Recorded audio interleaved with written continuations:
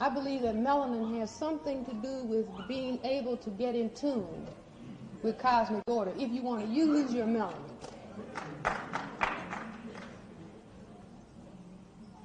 It has something to do, that's why all the prophets, there's no such thing as a white prophet. All the prophets had pigmentation. I think that that has something to do with being able to tune in. What is the cosmic law? Finding out what it is that we are supposed to do. Finding out what we are supposed to do to be the highest expression of that which we were created to be. We have to find that. And that's the homework of everybody. See, we can't go home and say, I don't have any homework. We all have homework. The homework of self-development. The homework of learning how to be soldiers for justice and self-respect in the presence of evil. I began to sound like church.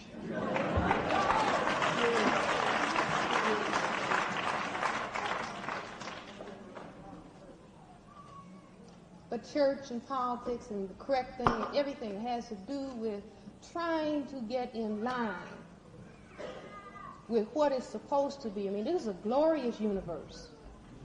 And it's a glorious planet. You just look outside at nature. There's some people, however, who are disturbed.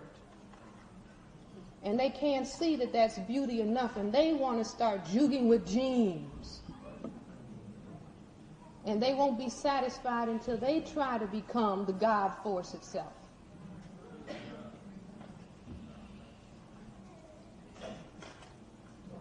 We cannot follow in that direction. Somehow we have got to tune into what do we think. With our black selves, what do we think we are supposed to be doing here? See, now we've had a lot of years of conditioning. The slave, yours is not to reason why, yours is but to do or die. And for some people, for them to think their own thoughts, that ain't right. Dr. Welsing, are there any authorities who agree with you?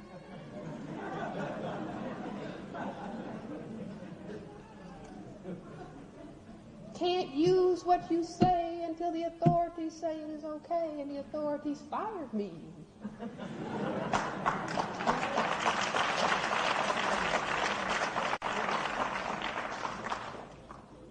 But somehow we have got to pursue. We have got to, no one is going to come along and show us out of our situation. Any place on this planet. We are going to have to find that ourselves. We're going to have to find it ourselves.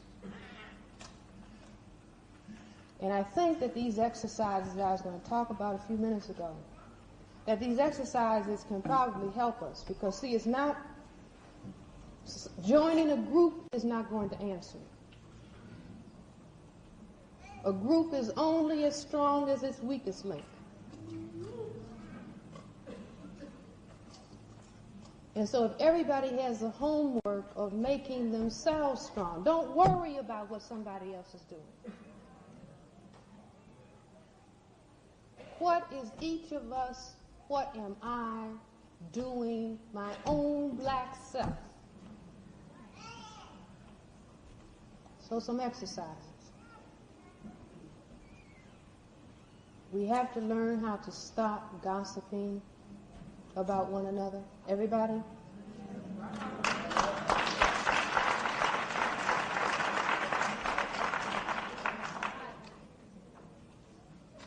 Now let me give you a clue. Remember when I said, well, we need to not have sexual intercourse with anybody that's not going to be a soldier? There was a lot of applause.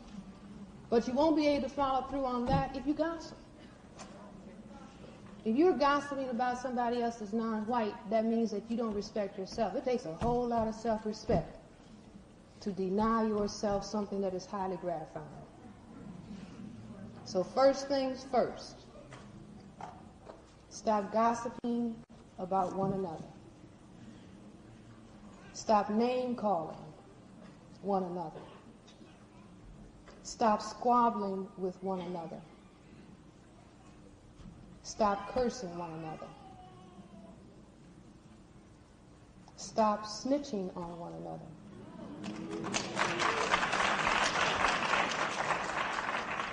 Informing to the racists for reasons of personal gain. Stop being discourteous to one another.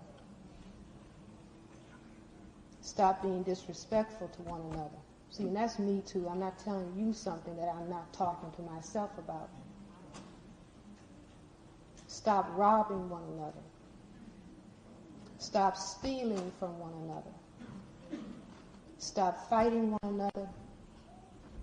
And stop killing one another. And stop using and selling drugs.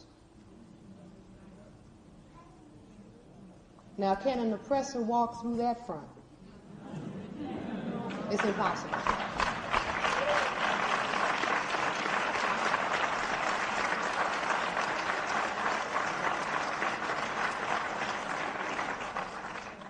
That's the tightest defensive and offensive line that can ever be drawn. Now, don't anybody ask me, when I stop, what can we do?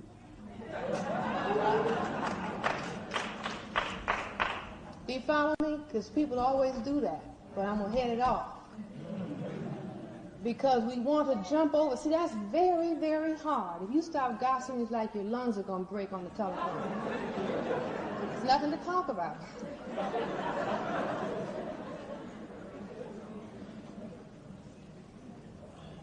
But see, all of that, all of those behaviors are behaviors that flow automatically. Once you've taught people to degrade themselves and to disrespect themselves, then behavior will flow from that image that is self and group negating. And the brain is all just logic circuits. Logic circuits. You cannot fool the brain. Let me show you all something. How many people would like to see white supremacy go away tomorrow morning?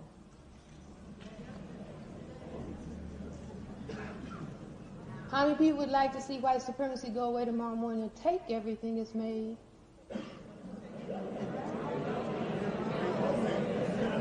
Stop lying.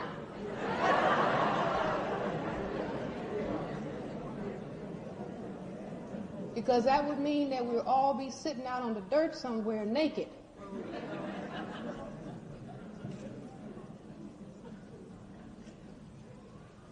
Do you follow me?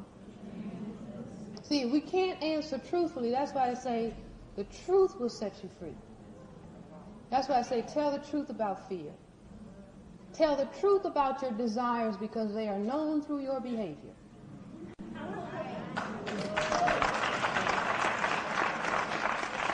And don't feel bad because that's what we are oppressed. We are oppressed. There's no guns around us. We are holding each other in oppression or holding ourselves in oppression with our behavior. Our values. But we can change them. Test number 2.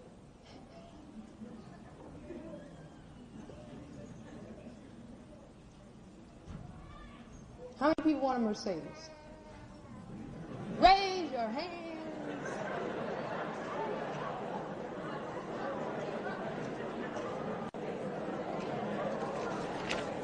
I think it's pretty.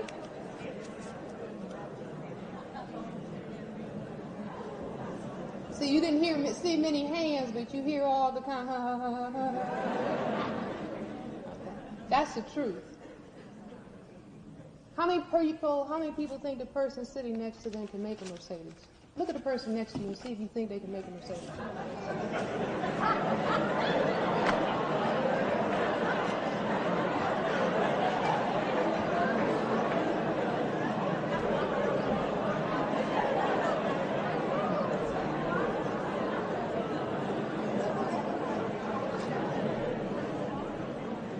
Now you all hear that truth, right?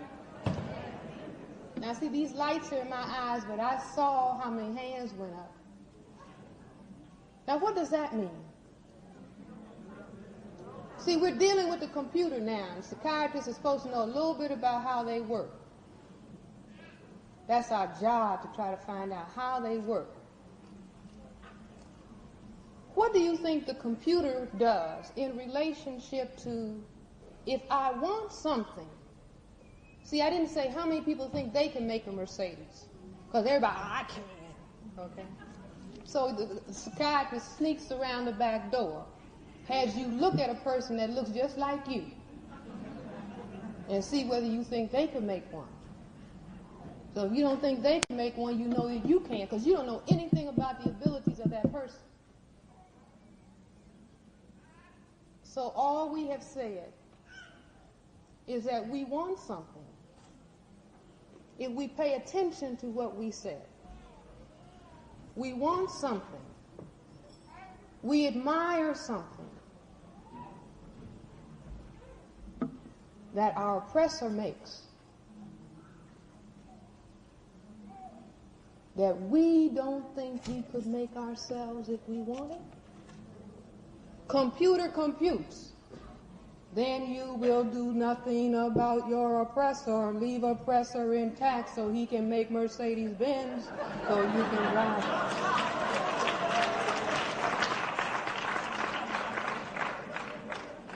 And that's why we can have thousands of conferences and spend hours and hours of discussing what should we do? What should we do? And see, all those are games that we play with ourselves. Games. Because the computer draws the bottom line, don't intend to do nothing. Like the toys from the system of oppression will keep oppression intact. You cannot make what you need, Mercedes nor toilet paper. Now don't feel bad. See, we want to know the truth about ourselves. It's just like if I wanted to run in the Olympics, I'd have to get some coach and I'd say, now watch me run and tell me what my time is. If I have the worst time in the history of the 100-yard dash, then tell me so. Because I don't want to lie to myself, because indeed if I do want to enter the Olympics and win, I have to know where I'm starting. So these questions have revealed the era that we are in, right?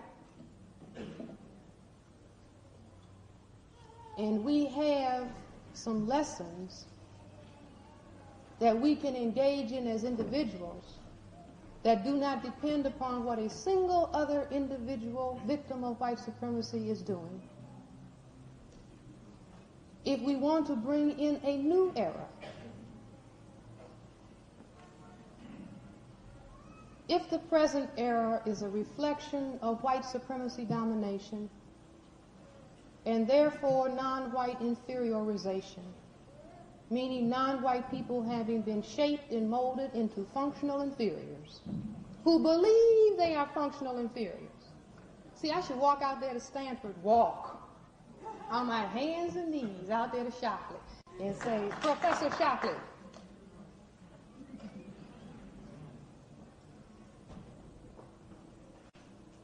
you not only have said that we are genetically inferior to you, but guess what?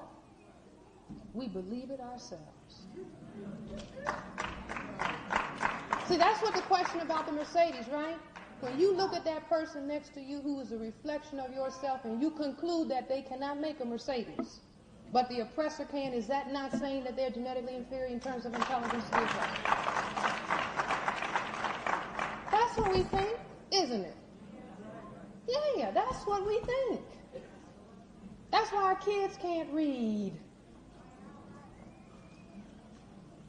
The reason that people in formal slavery were able to help the children read because they had not been exposed to such a long period of conditioning as we have now. Yes, we believe it. And we have got to work very, very, very hard to get that out of our heads. One other thing, and I'm going to stop and let you all ask some questions.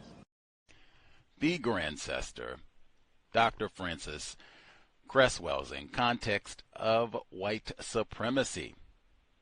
The worthless Negro from Virginia, Gus T, in for another broadcast, hopefully to share constructive information with non-white people, victims of white supremacy. Today's date, Wednesday, December 25, 2024. So I have been told, white Jesus's birthday. Long tradition here at the Context of White Supremacy. We've had so many guests on the program on December 25. In fact, I want to put this in super context now, since we've been broadcasting 16 years if we make it to February. We had Timothy Wise, admitted white supremacist, as a guest on the program many, many times. He was with us in the summer of 2010, and he had made a commitment to coming on monthly, even though we had missed a few months in the series. He came back on the summertime, and I said, to compensate, let's right now, way out in advance, pick up one of the holidays, because a lot of people are on vacation, and so you'll get a lot of people there with their attempted family, relatives, all of that.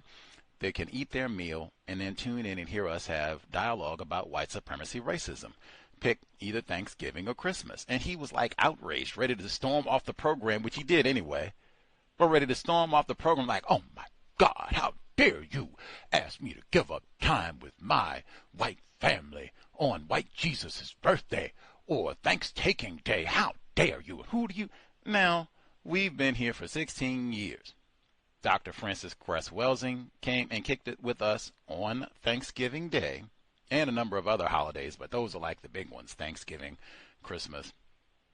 Dr. Rasayan, the late Dr. Kamal Kamban, Christmas Day. Pamela Evans Harris, Christmas Day. Late Pamela Evans Harris, Christmas Day. Renethia Tate, like I can go down the list. We've had lots of individuals come hang out with us on Christmas Day and Thanksgiving, if I, rewind back in there as well, where they have come and chat with us about white supremacy, racism. They didn't say, oh man, I got stuffing, Oh man, Dr. Kamban is married. Pamela Evans Harris, you talk about, her attempted family and whatnot. Dr. Welsing, she had siblings and what have you. She said, oh, Brother Gus, I can't miss out on my turkey and giblets and cranberries, so I'll be messing around with your foolishness. Or people that came and hung out with us on Christmas, and we got gifts and things to do, and I got a late night eggnog I got to have, me messing around with your foolishness. We'll talk to you on, maybe December 28th or, December 21st, They didn't say that. Nothing more important than solving the problem. And there have been other times we broadcasted, we just didn't have a guest on the program. I almost shared, we were in the middle of The Half Has Never Been Told. Christmas does figure in that book, all about slavery, Edward Baptist, but we read part of the book club. Ended up happening on December 25th, I think a few times over our history of broadcasting, but nothing more important than the system of white supremacy, racism.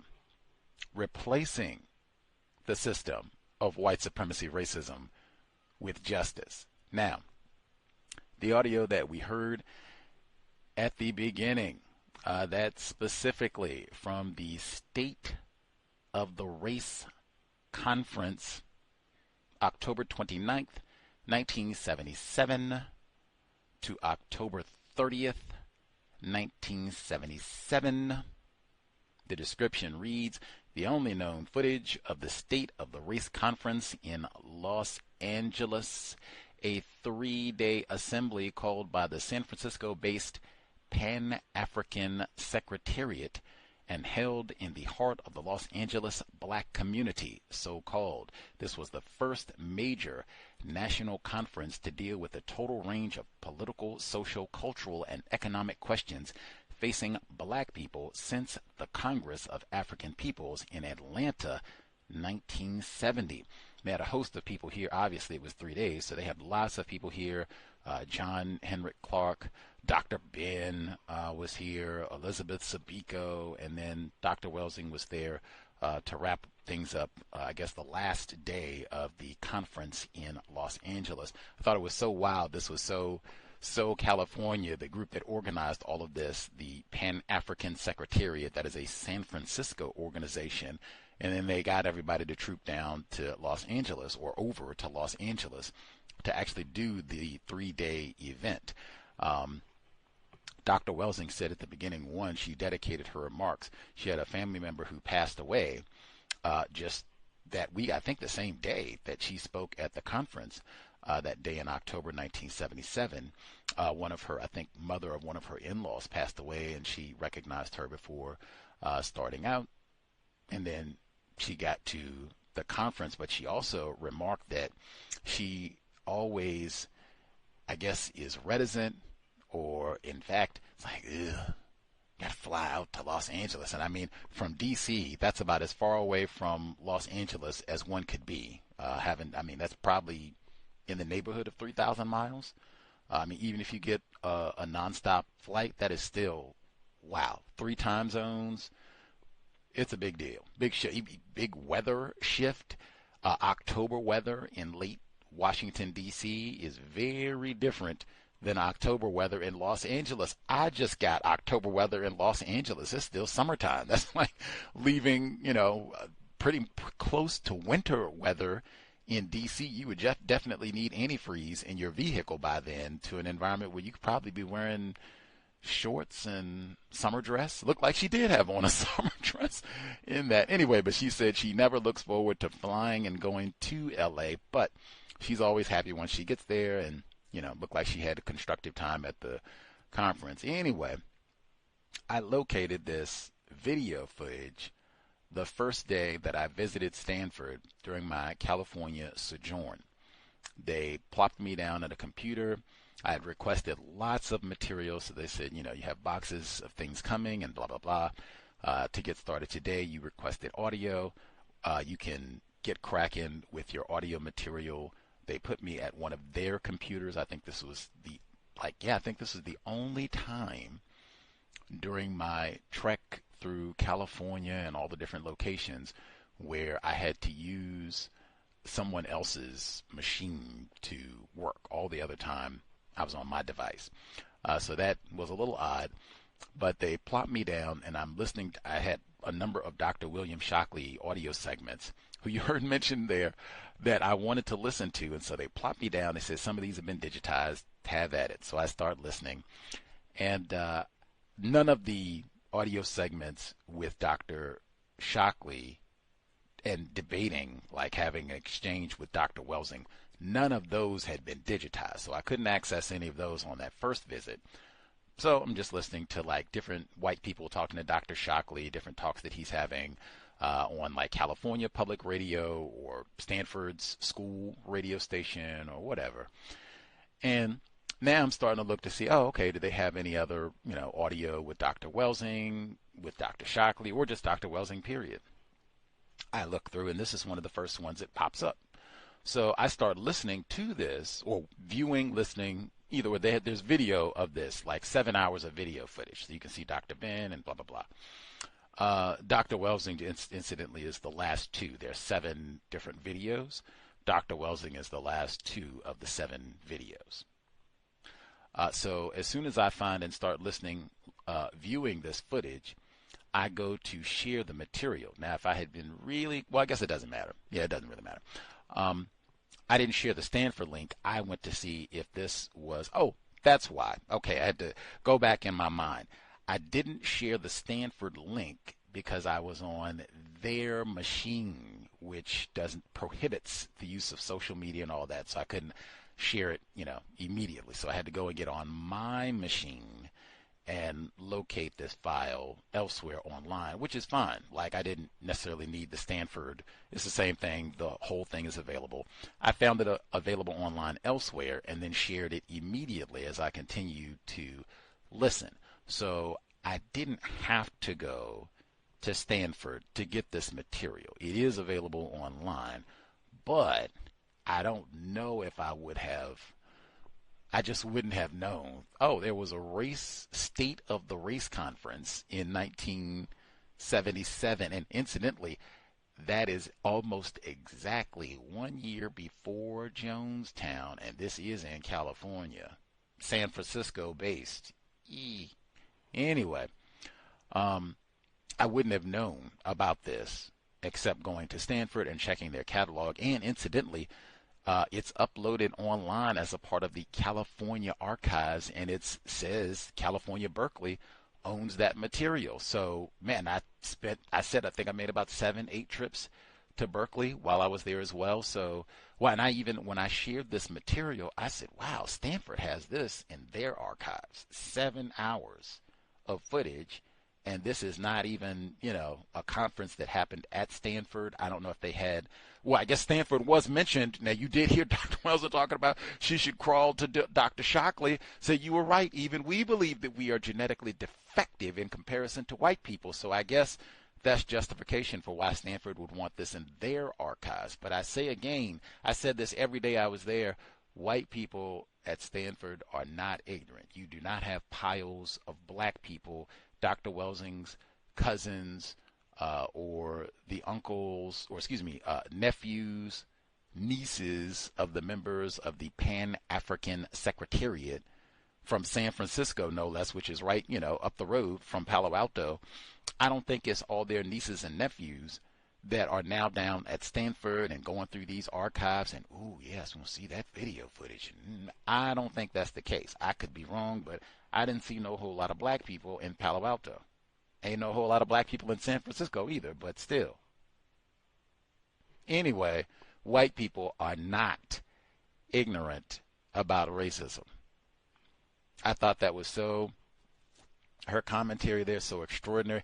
One, even, what is our cosmic assignment? As she gets to the 10 stops, no gossiping, no name calling. That's something that I point out all the time.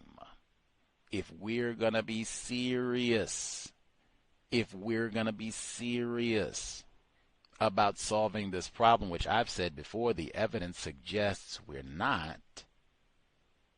But if we do want to make a change to be serious, we could start with the 10 stops. We don't have to start. In fact, it would be better.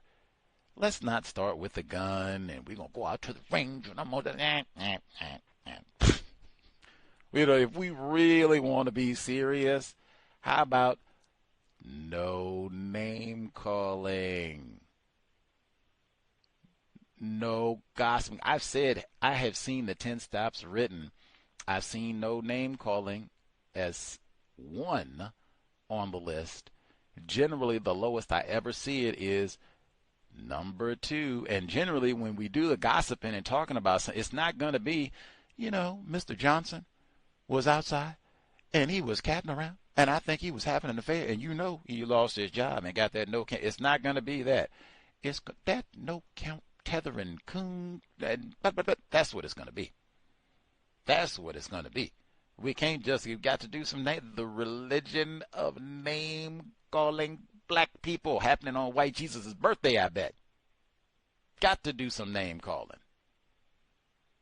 Dr. Welsing started there and preempted it. She said, don't run up asking me what can be done to solve this problem. She said that sassy in 1977, young. I just told you, 10 stops, Neely Fuller Jr. I just told you. Neely Fuller Jr., 10 stops.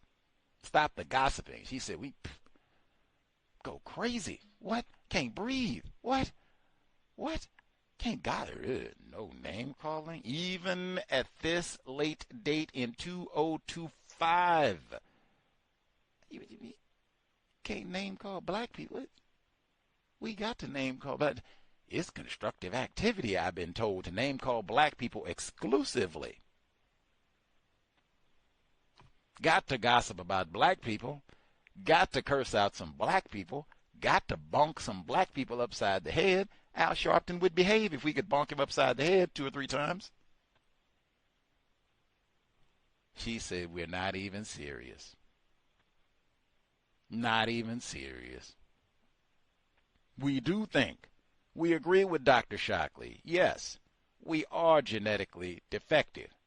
White people, they have all this power and they make all these cool gadgets, and we really want to be classified as white so we're not mistreated and all the rest. Hey, whatever. And really, we just like being in conflict. That's how we've been trained. Be in conflict with other black people. Fuller said that that is sport enjoyed by all that gossiping and name calling. That is enjoyable. Is certainly less dangerous than tangling with race soldiers, yes. Out here name calling Leroy, we can do that for another 5 years with no penalty. Come on. Said we're not even serious. Out here wasting time. Well, what are we going to do? What is we going to do? Very important to point that out. I thought that again from Dr. Francis Cress Welsing, the last day, I believe, of the October 29th through October 30th, 1977 State of the Race Conference held in god-awful Los Angeles. I would love to know, like, what facility was this house? Was this like at UCLA? Was this at USC? Was this at a church? Community center? Like, where did they have this at exactly? Just, for giggles. Anyway, you can check out, as I said, the full 7 hours. I shared it before. I'll share it again today. Important. I'll share it again today. I thought it was fascinating. Dr. Welsing had a lot of really interesting things to say. And if anything, I thought that was important for so many reasons. Just one, there's so much material of Dr. Welsing, video footage, newspaper footage, just audio footage from like the 1970s, even before really, and forward. Now, I haven't found video footage from the 1950s, at least not yet, but 70s forward, oh yeah.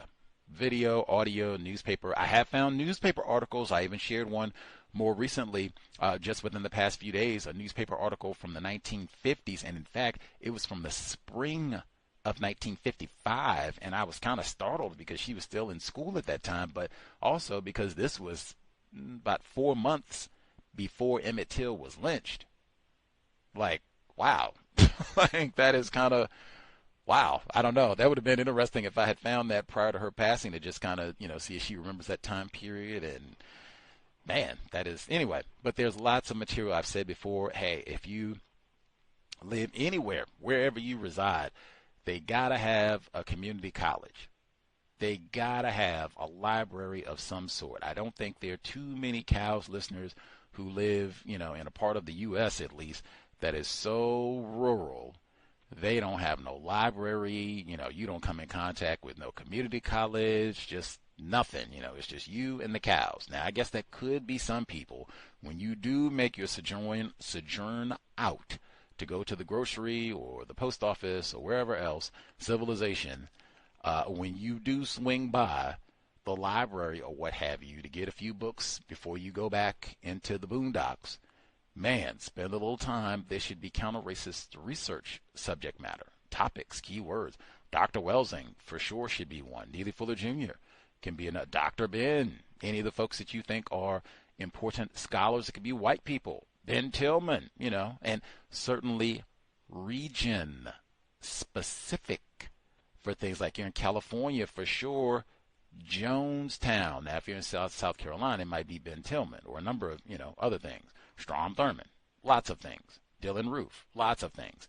But there should always be research matter, and use what is available to you. When I was in California, I'm going to Stanford. I'm in Seattle, I'm going to the University of Washington. I was in Las Vegas, I'm going to the UNLV. Matter of fact, when I was in Seattle, before I was aware of going to the University of Washington and the resources, I was perfectly content going to Seattle Central Community College. That's where I started reading Yurugu. In fact, I think I read at least the first 50 pages or so right there. Seattle Central Community College, before I even owned a copy of the book, which I do now. But I started right there. If you community college, go right there. And I'd even say most community colleges, they'll at least have like newspaper access, local newspaper access for your area, probably the New York Times archives, Washington Post, other books. I mean, be serious. Scholarly, that's what we need to solve this problem.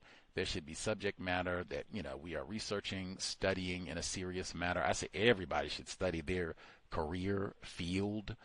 Everybody being current. There's so much new technology, and how is AI going to shift all of this, and just how is racism, white supremacy being refined in this area? Everybody, let's be scholarly and serious. And a lot of this material too, you don't have to be a library nerd and you're just there loitering all the time to get the material for it, because it's nigh on 2030. A lot of the times you can log on from the comfort, convenience of your sofa, be chilling at your residence, use your phone or other device, and just check the catalog for the library in your area, see what they have. A lot of times you can even sometimes download the material directly, even while you're at home, if you have access. No reason for us to be on TV. I say, hey, I don't believe that State of the Race conference is on YouTube. Even if hey, Gus T, I'm not on none of that, and I think research is going on YouTube. I think research is going on Netflix, finding a documentary or 3. Okay, even if that's you and, you're not going to read or do any of that other stuff, fine. Many of or I won't say many, most if not all of the libraries, even community college libraries, they have a lot of video content, documentary content that is not available on YouTube. I think you just heard one, that State of the Race. I have to look to double check, but I'm not sure if that's on YouTube. You can look during the program and drop me an email, untiljustice@gmail.com, untiljustice@gmail.com. I will look myself and see if they have the full 7-hour footage on YouTube. But even if it is there, I have seen this enough with more current events like Columbine, and that's all these years after this late 70s conference. There's a lot of video material, constructive material, that is not on YouTube. So even if you are just, I'm a visual learner, I don't like reading, I'm not going to read, I don't care what you or Dr. Welsing say, cool in the gang. At minimum, you can go and look for the video content in these places, because they will have a lot of that as well. Even archive video content. This is, 1977. Any hoodles, man, it was so, what can I say? That would just be another example, because I said I wasn't aware of this conference and probably would not have been without going to California. Now, easily it could be, somebody else saw this or became aware of this and emailed. Like I said, they do have this footage online, so they could have just found it without going to Stanford's library per se. And, hey, look at this, and blah, blah, blah, we should watch all this and study it, blah, blah. That could have happened. But generally, I would say people do not send me, wow, I found this archive of Dr. Welsing from 1979 or 1975 or 1980 or 1990, that sort of thing. People generally do not send me archived content, of that sort. Like, not saying never. I have received archived content before of Neely Fuller Jr., Dr. Welsing from many, many years back, like 90s, like really good quality stuff. But I mean, like I said, for both of these individuals, Mr. Fuller and Dr. Welsing I'm talking about, these folks were out and publicly talking for like a quarter century at this point. So I mean, there is tons of material of theirs piled up, and I would say, for better or worse, I think even kind of embarrassing, because to a certain degree, it can't be, oh man, I ain't never heard that no name call. I ain't never heard that. Really? No gossiping about black people. Wow, that's so novel in 2003. I ain't never heard that. Really? Okay. But these folks have a lot of material available. If anything, do some sleuthing.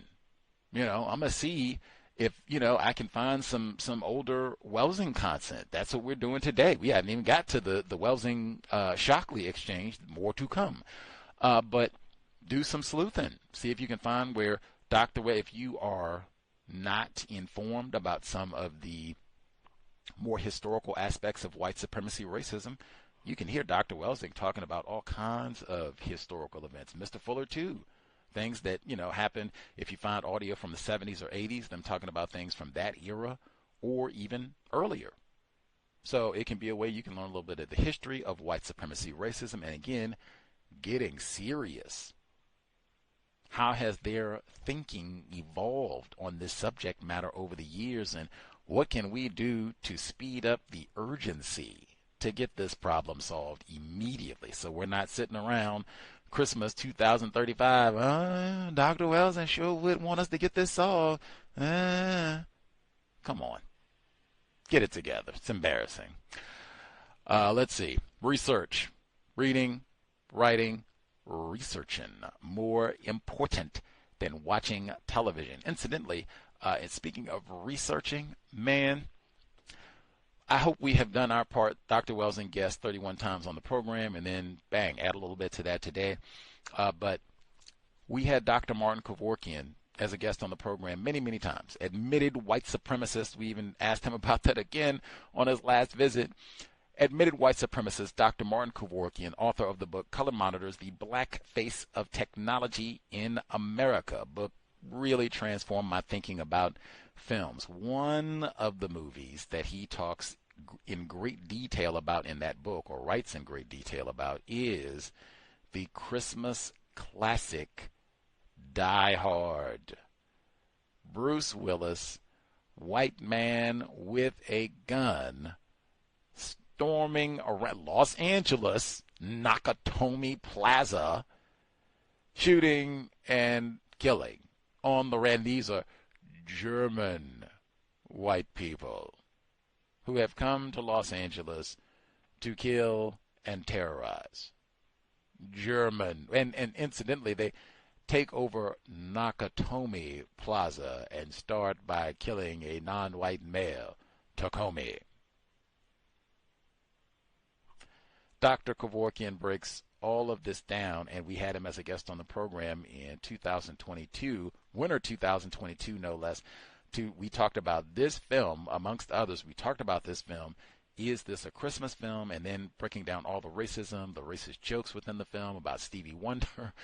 You got some driving Miss Daisy, black male as a clueless, ignorant buffoon jester driver who is only concerned about sexual activity and dancing, clueless about real world activities, what is happening on the planet, white supremacy, racism, even literally with the ceiling falling down on his head. Literally, he is clueless about all of this until it is way too late. Any hoodles, Die Hard, one of the Christmas favorites. It was trending online. Everyone was talking about, what a great Christmas movie this is, and we got to watch Die Hard for Christmas. And this has been happening for a while now in terms of the nostalgia. Every Christmas holiday, it's not, Mariah Carey. It's not Boys to Men. It's not The Grinch. It's Bruce Willis, Die Hard, Yippee-Ki-Yay. They even did like some resurrection commercials like recently. And Dr. Kevorkian even pointed out, I think he talked about this with us, they brought back the black characters who were kind of jester roles, even tubby black male literally eating donuts, and also being clueless about all of this. Clueless about the terrorist takeover of these German white people, being kind of late to figure out everything, and kind of erectile dysfunction because this character doesn't want to shoot his gun. In comparison to Bruce Willis, I'm shooting up everybody, everything. Any hoodles, but beloved classic, and I said more to the point, white people kill for fun. Yippee-ki-yay! White people kill for fun. That right there. Sure, this is supposed to be white Jesus' birthday, and we settle down, we give some gifts, we get our eggnog, and rum cake and go out and maybe find some black people that are unhoused and struggling and give them a half a piece of stale cornbread. Hey, hang in there, fella. You call the police on him at the beginning of the year, but at least for this week, you got some leftover cornbread. You hang in there, fella. Stay warm. And scurry back in the house. It's supposed to be, the holiday spirit. No. We want to do some killing, because if you look at the movies, even with A Christmas Story and some of these others, I want a gun. This white child, he's 12. I want a gun. I'm in training. They said gremlins, because let's look at the totality. It's not just Die Hard. They got gremlins. Go out and do some killing. Even that one, when these little critters get bad, they get dark. And see, we still get to do some killing. Lethal Weapon. I mentioned that one. I said old Mel Gibson. White man. That's the only thing I was ever good at. What's that? Killing. I do it real good, He can't even speak English well, but I do some killing. Knocked over the Christmas tree in that one to do some killing. And it just got right. That's not even to mention, like I said now, most of the time on Christmas Day is we go to the movies. What are we going to go to the movies to see? Oh, I don't know. Django. American Sniper. I think 12 Years a Slave might have been a December 25 release too, but I might be ignorant. Worthless Negro, I might be ignorant, but I know Django was a Christmas release. American Sniper was a Christmas release. Do some killing.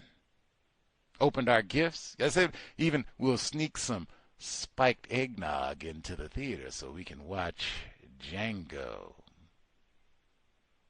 Kerry Washington was great in that one.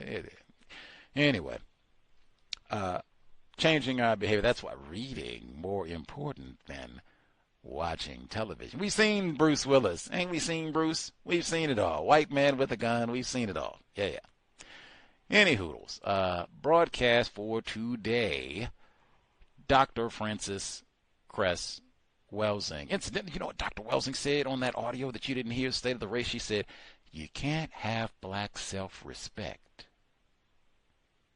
watching Good Times. You can't have black self-respect watching Sanford and Sons. Uh-oh. Precious. All the rest. You can't have black self-respect.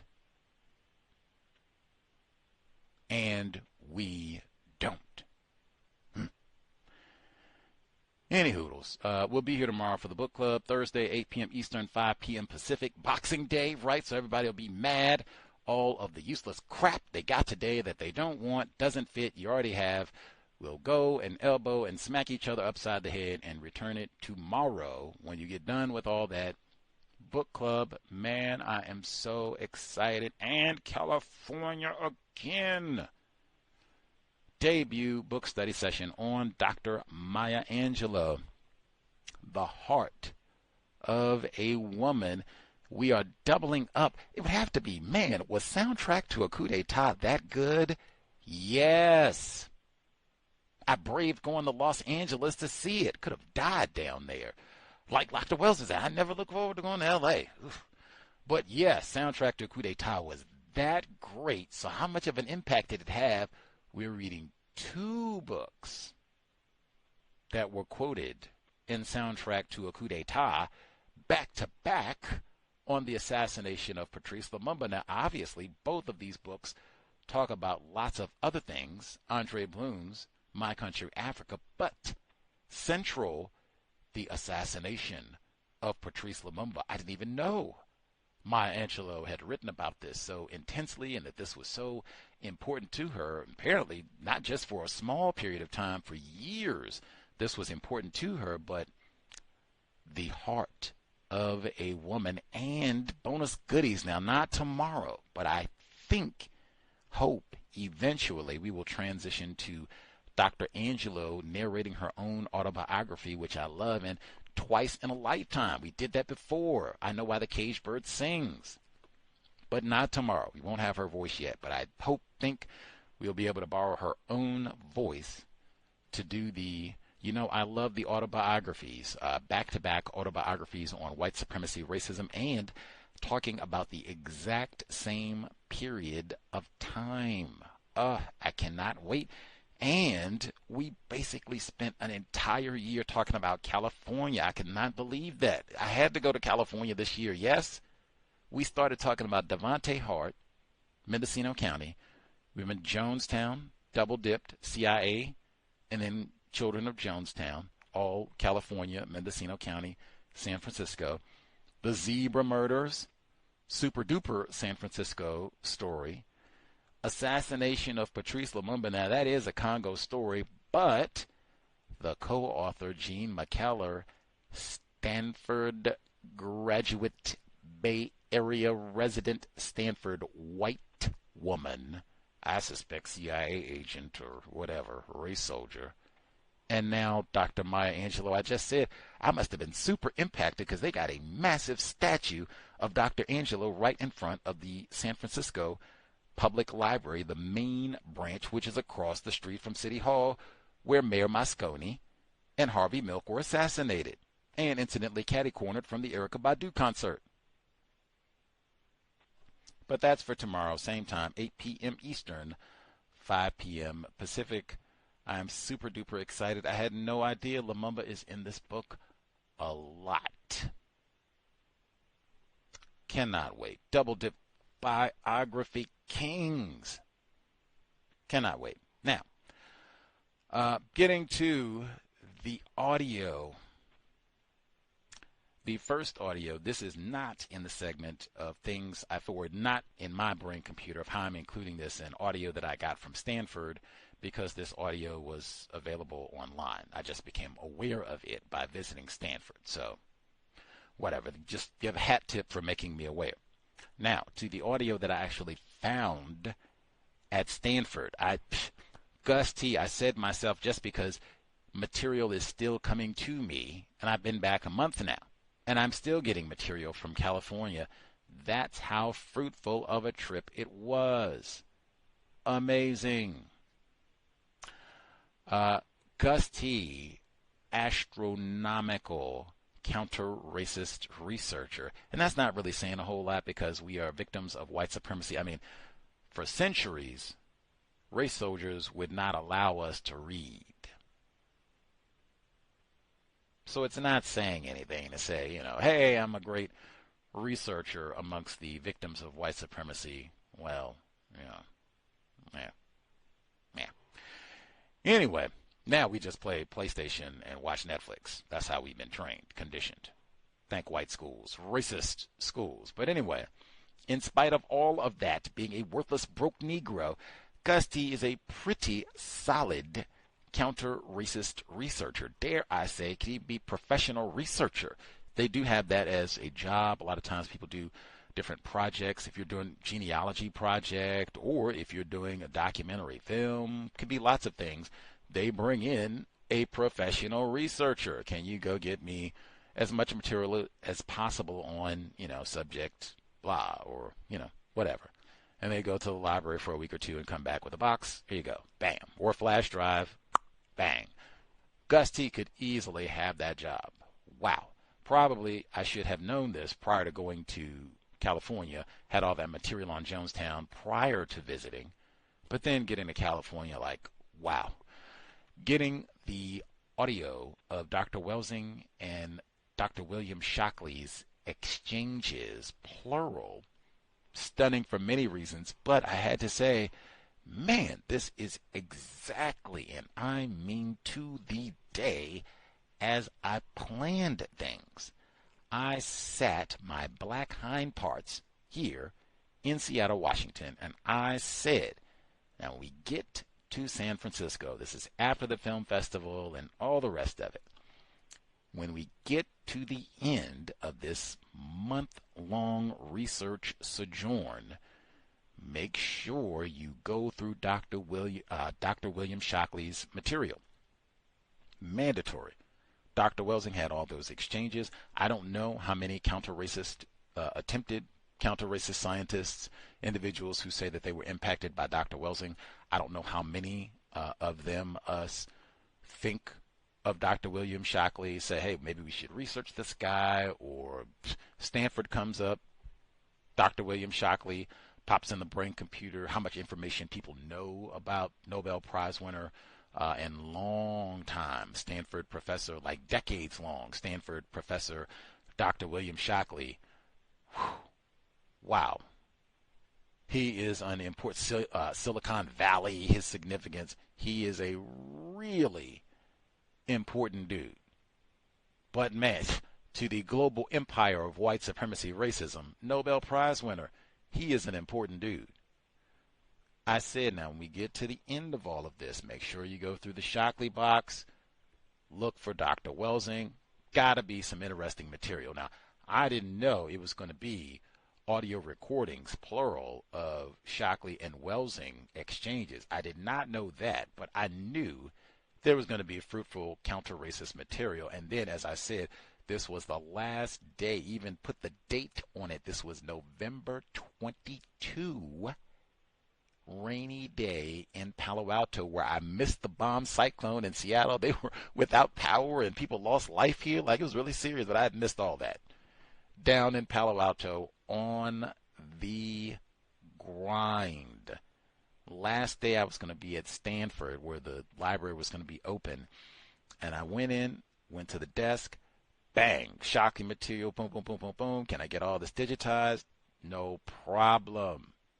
Now, I didn't know, because I hadn't received any digitized material at this point, even though I'd made requests. But I didn't know if I was really going to get it. I have to see all that, but went right to the desk, of course, white woman, write out all the material and make sure it's accurate, boom, boom, boom. Hope I can get all of this. And my last day request, go back, do the rest of my material. And I think it took about one full business week. I made that request on Friday, and I had all of the audio exchanges in my inbox, full audios, within by a week from the next Monday. So that's, what is that, 6 business days? I did it on Friday. A week from that next Monday, I had it in box. That is Stanford might. Again, having the staff, funding, where you have people just sitting around and they got the free time to, oh yes, nigger needs audio, no problem, and they get paid to do this or whatever. This is what maybe contributing to their degree in some sort of computer engineering or audio engineering, all of that. Maybe they're going to teach class on, digitizing audio and develop new software for Silicon Valley and charge us all kinds of money to do all that. Who knows? But they got people that can do this and get it done efficiently. I was so stunned. I told y'all I didn't even think I was going to get it. And then, whoa, I'm still trying to sift through all of the gigabytes of data that I got there and books and get all this filed and organized. And whoa, wait a minute.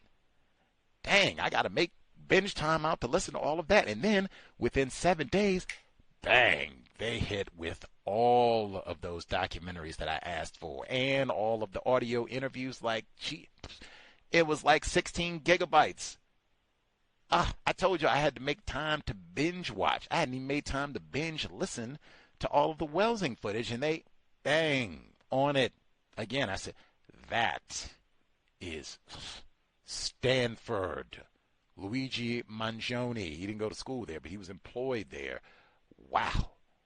Resources, power. We are not messing around. We get things done. We are accustomed to white people. Elon Musk. We get things done. Anyway, the exchanges with Dr. Shockley, I was stunned for so many reasons, because I guess I was not aware that they had like a bunch of exchanges. I thought this was like a one-time thing I'd seen on YouTube where Dr. Welsing had the exchange with Dr. William Shockley. I think lots of people I suspect lots of people at this point, so many years old, have seen that, are aware of it, have heard it referenced, all of that. I did not know there are a lot of these exchanges that they had between 73 and 74. And I don't know. It might be, since these were on television, some of them, and radio networks and such, it might be that these networks have copies of these exchanges too. So it might be lots of these are floating around, probably in white people's hands. That would be my guess. I would have loved, this is another one I wish I had done all this before, because I would love to have asked Dr. Welsing, do you have audio, like in your personal files, of you and Dr. Shockley's exchanges? If she said no, then I would really be certain, like 1,000%, Dr. Shockley had like personal recordings of these exchanges. Even that, I would have loved to hear Dr. Welsing's thoughts on that. Like, wow, like, is he using these for something? Is he teaching with these? Is he sharing this with other race soldiers to refine? Like, that old sassy nigger woman, hear what she said here. Look at that, rewind. Like, wow. White people are not ignorant about racism, white supremacy. In fact, I even have to pause. I think, I'm just following the logic, I think these recordings that were in the Shockley body, and they got boxes and boxes of material at Stanford on William Shockley, but I think these are William Shockley's personal recordings. I don't think, just from listening, I don't think this is something where like the station did a courtesy and they did the broadcast and then they just sent him a copy of the recording afterwards and maybe sent Dr. Welsing one too. Maybe that did happen, but I don't think that's what this is. Just from listening, I think he had like a recorder or something and made personal recordings, and then he just kept them in his files, what have you, used them for whatever. White people are not ignorant about racism, and that would be, thank you, William Shockley, because that's how we got the audio. Not the first one, but the one we're about to hear. That's how we got this, I think. Dr. Shockley. Even what sort of technology did he have to make this recording in 1973? White people are not ignorant about racism, white supremacy. Not even close. Anywho, the folks can let me know that too. If you listen, you can, drop an email. Did you know Dr. Welsing and Shockley had like numerous exchanges? It was not just that Tony Brown. They had, even prior to that, getting the Tony Brown show, they had already had exchanges before. Some of these had got derailed, and people audience members came and yelled and shouted and got mad at Shockley and all the rest of it. And sometimes they were able to get through all of that, but they had a number of exchanges. Still learning. Wowzers. That's why I say it. Whichever location you are. Plus, Dr. Welsing traveled so much. He did lectures visiting so many locations. I saw that even when I went to Buffalo. Dr. Welsing did a lecture up at, I think it was Buffalo State, because they're both in Buffalo, not the University of Buffalo. I think it was at Buffalo State.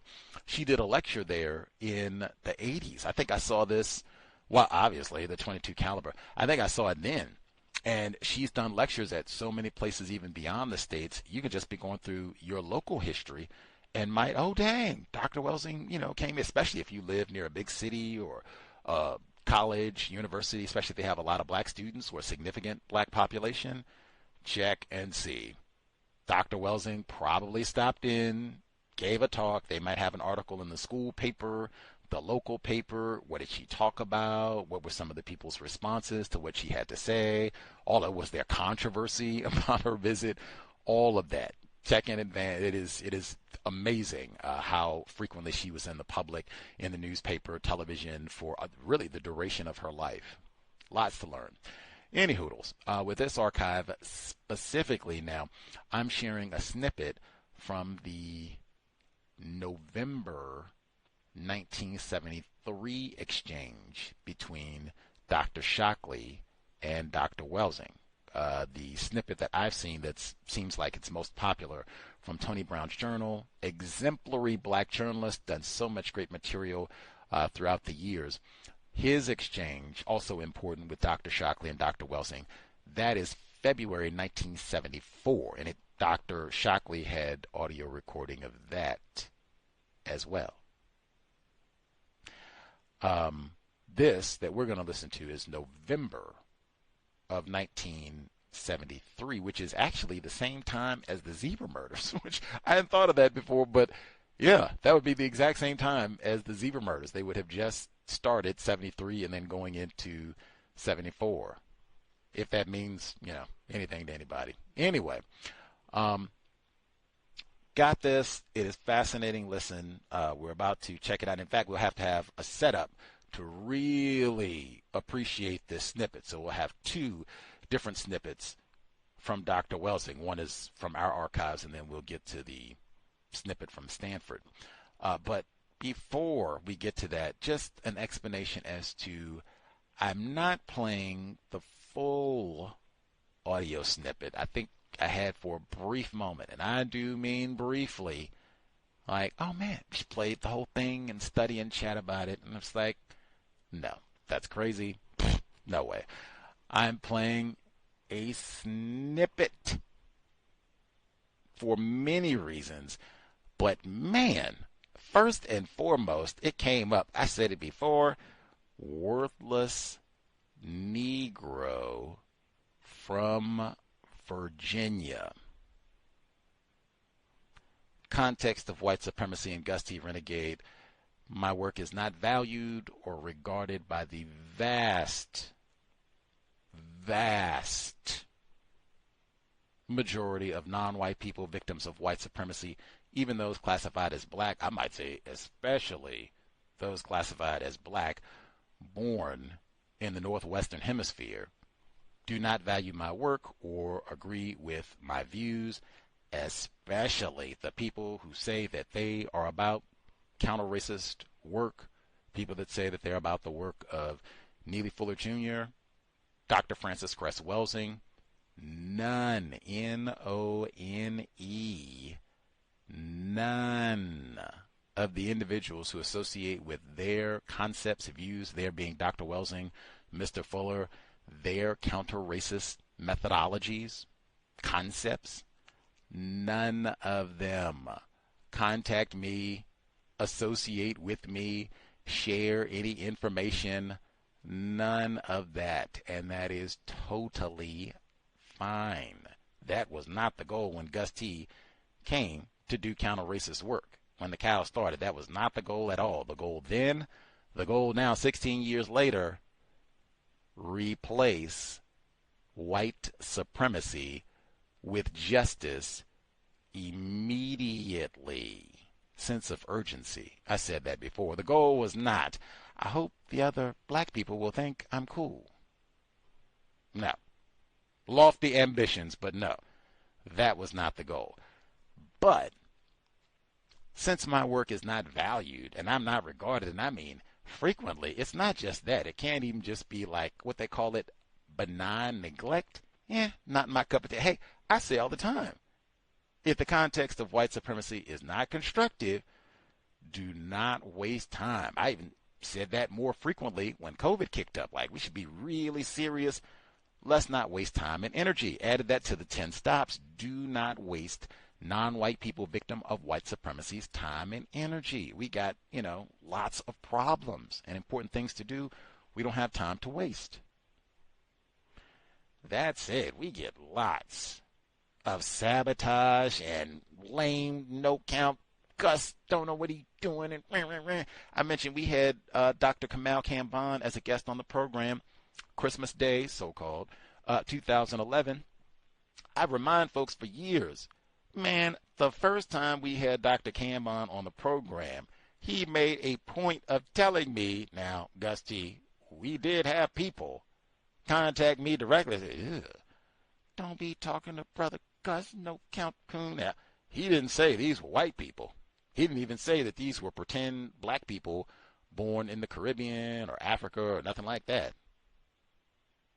I've told you all for years, that's not the first time I've heard that. I've heard that for decades.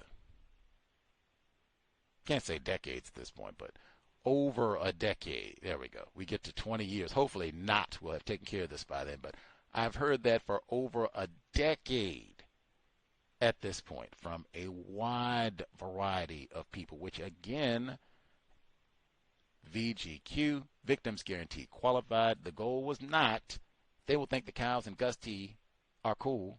No. Replace white supremacy with justice. All of this connects to the sharing of information, though. Oh, man. Like, it's not just, Gus is not cool, I'm not going to listen. It's beyond that. We're going to stand by our work today, ladies and gentlemen, on White Jesus' birthday for sure. We're going to stand by our work. Now, when I get emails like this is what came to mind, so I'm supposed to share. This is what came to mind amongst many other things. Email, have to make sure I give out the date and all of that because Gus T is petty and I've been waiting to read this for so long. You have no idea. Christmas gift to myself, man. Can only tell you all, man, I didn't have this as a code before, but it sure is the case now. Do not get nutty emailing Gus T anything. Sometimes my comeuppance in revenge is just going to be, you're going to stand by your work. I got this email on March 22nd, 2013. Let me give it the date again. March 22nd, 2013. Obeezy was in office, second term. The compensatory code system concept, copyrighted material. That's the subject. Letter reads, you got exactly 48 hours to contact Neely Fuller Jr. and or Mark Fuller and let them know when you will be turning all, in capital letters, of his copyrighted material, audio tapes from the C.O.W.S program of the compensatory code system concept. You mistakenly believe that this is your property simply because you recorded the shows. That was your first mistake. He is not talking about growing tomatoes on these programs. Metaphor. He is specifically talking about the compensatory concept, and all audio derived from these programs fall under the category of copyrighted material. He is the copyright holder, and you have no business redistributing and or attempting to make a profit from his recordings. You thought your alter ego, Gus T. Renegade, would get past me? Question. I don't think so. We already know your name is Gus Johnson. You're from Detroit, and we will do whatever it takes to expose your illegal activities. You and your gang of thieves. Now, I'm just skipping over these names in the spirit of no additional unnecessary conflict because this person names a lot of non-white people, victims of white supremacy, so we'll skip over all that. Actually, I will include one just because she is deceased, and I already mentioned her today, Pamela Evans Harris, so we'll include her. Gang of thieves name calling, which included Pamela Evans Harris and other non-white people. We miss you, Pamela Evans Harris. I guess not everybody misses you, but Gus T and others, we do miss you, Pamela. Now, continuing. You all can try to hide behind the internet, but the FBI has an intellectual property department specifically for people like you. And I've already contacted them. They have much better, more sophisticated technology to catch and prosecute criminals like all of you. Failure to contact Mr. Fuller within the allotted time will result in me personally contacting CBS Sports and letting them know what you do on your free time. How dare you try to profit from Mr. Fuller's name, voice using ringtones for sale. I wonder what CBS would think of you pirating audio tapes saying white people are the problem. I said so many people have problems with that. Like, ooh, wee. Anyway, and illegally taping Mr. Fuller on your telephone calls. The code says to expose criminals, and that is exactly what I plan to do.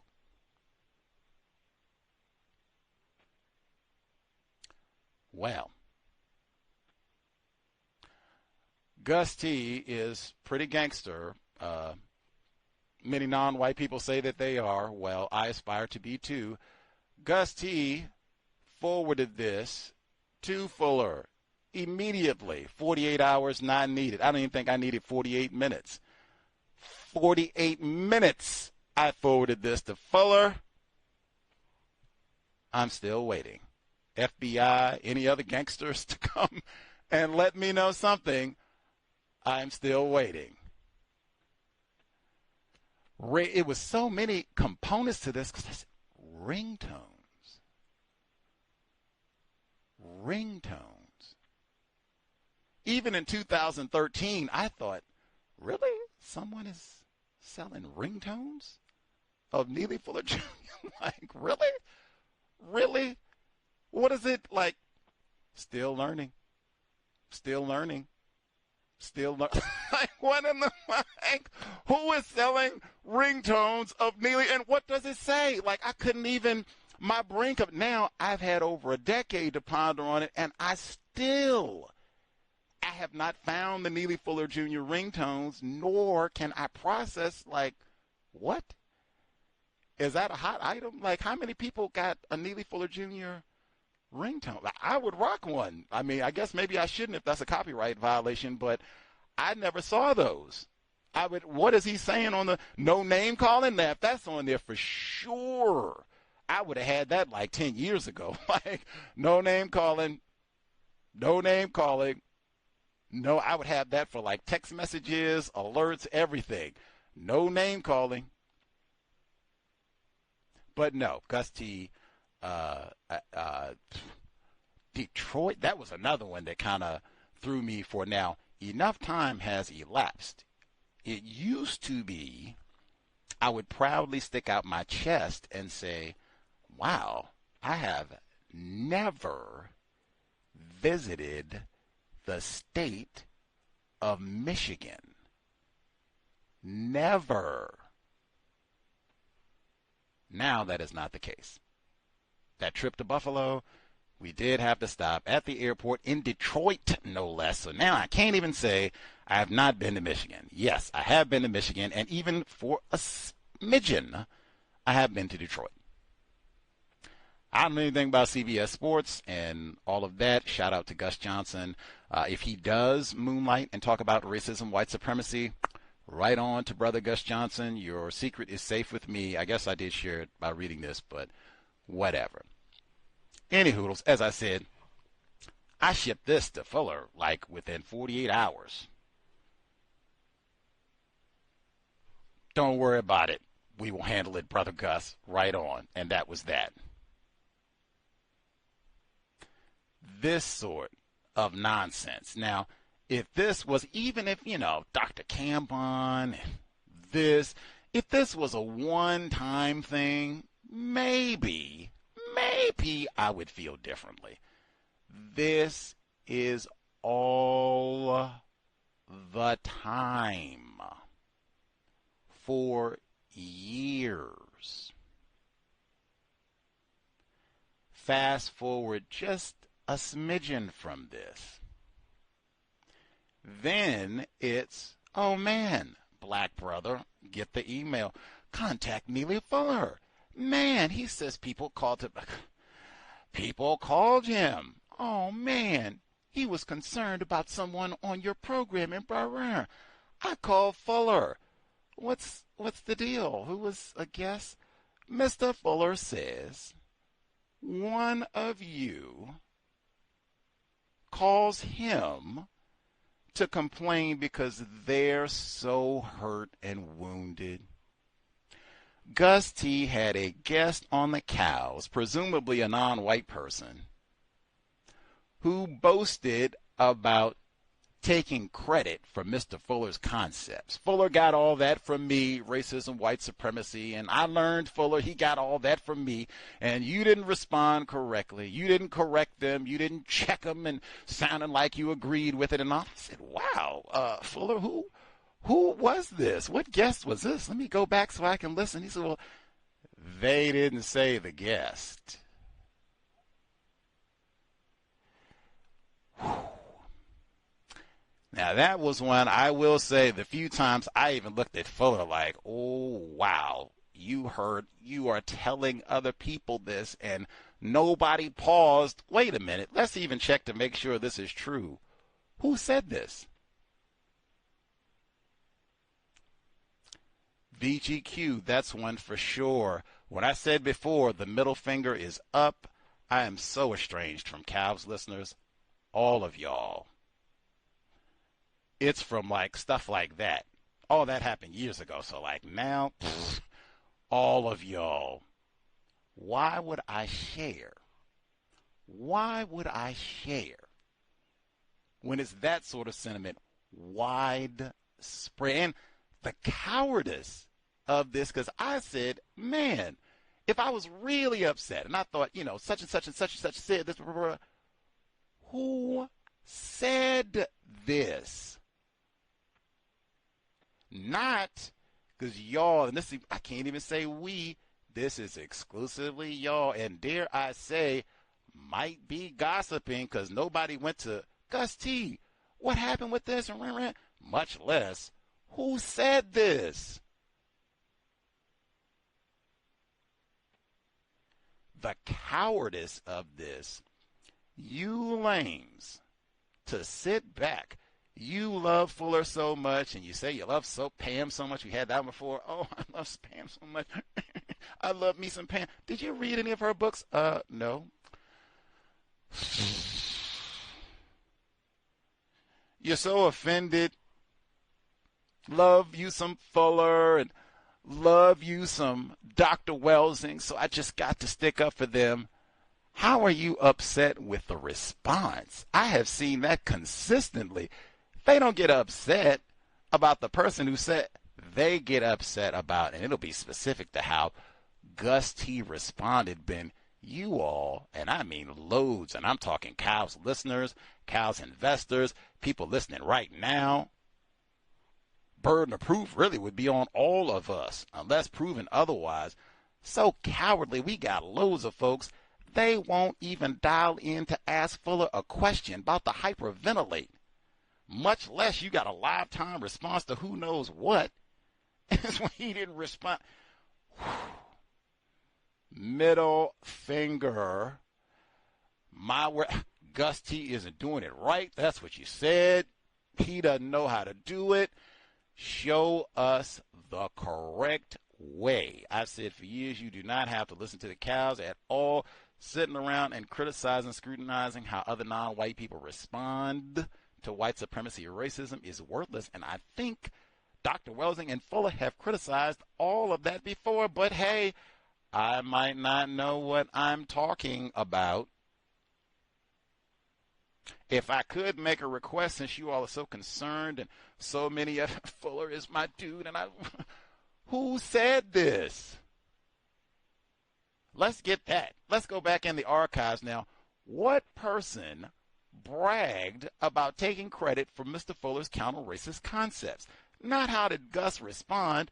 Who said this? Matter of fact, if you can find it, we can go back and take a listen. I would love that. Anywho, it was a rack of material that came to, because that's the sort of thing that I think about. When somebody told me we started studying Jonestown this year, it's been 50 years, basically, since Jonestown. Y'all had all this opportunity to talk to Fuller about Jonestown as opposed to Area 8 and TV. This year, someone goes to ask Fuller about Jonestown. Now, I haven't heard every audio. Obviously, white people got racks of audio, so maybe it did happen.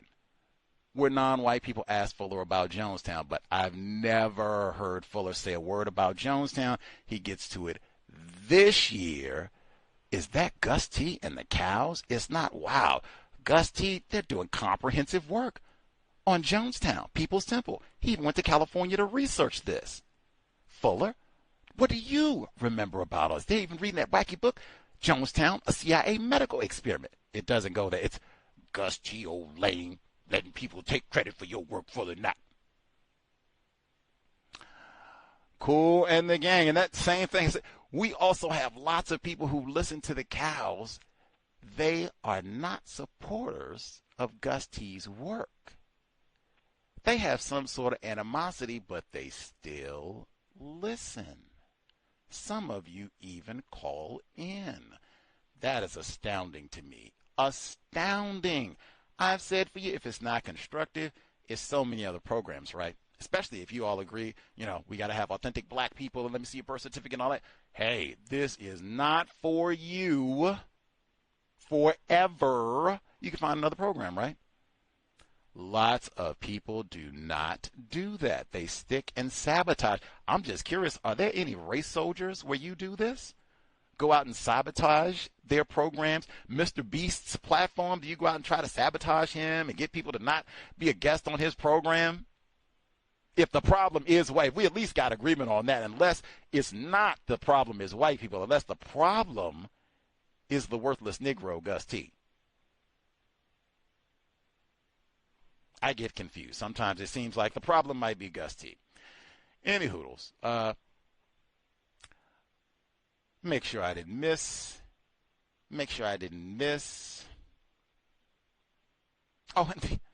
Oh my God. I pulled all the Fuller. I can't even switch it up since we're talking about Dr. Welsing. Man, I remember when Dr. Welsing passed. It's twofold. I remember when Dr. Welsing passed, there were racks of people classified as black, bragged about learning at Dr. Welsing's feet, metaphor, that's how they phrased it, bragged about how much they've been impacted by Dr. Welsing, and then seconds later, name-calling black people. Dr. Welsing talked about black self-respect, not name-calling black people forever. The duration of her life, if anything, consistency. This wasn't something that was I had that little spell, I was on that black self-respect, and I put that down. No. For the duration of her life, she endorsed not name-calling black people. For the duration of her life, she endorsed, I'm not going to be sitting around here gossiping, talking bad about black people. For the duration of her life. How in the world is it? Oh man, Dr. What? Same thing. Dr. Welsing meant so much to me, and I love me some. You Negro coons better act right talking about the grandsister, Dr. Welsing. What?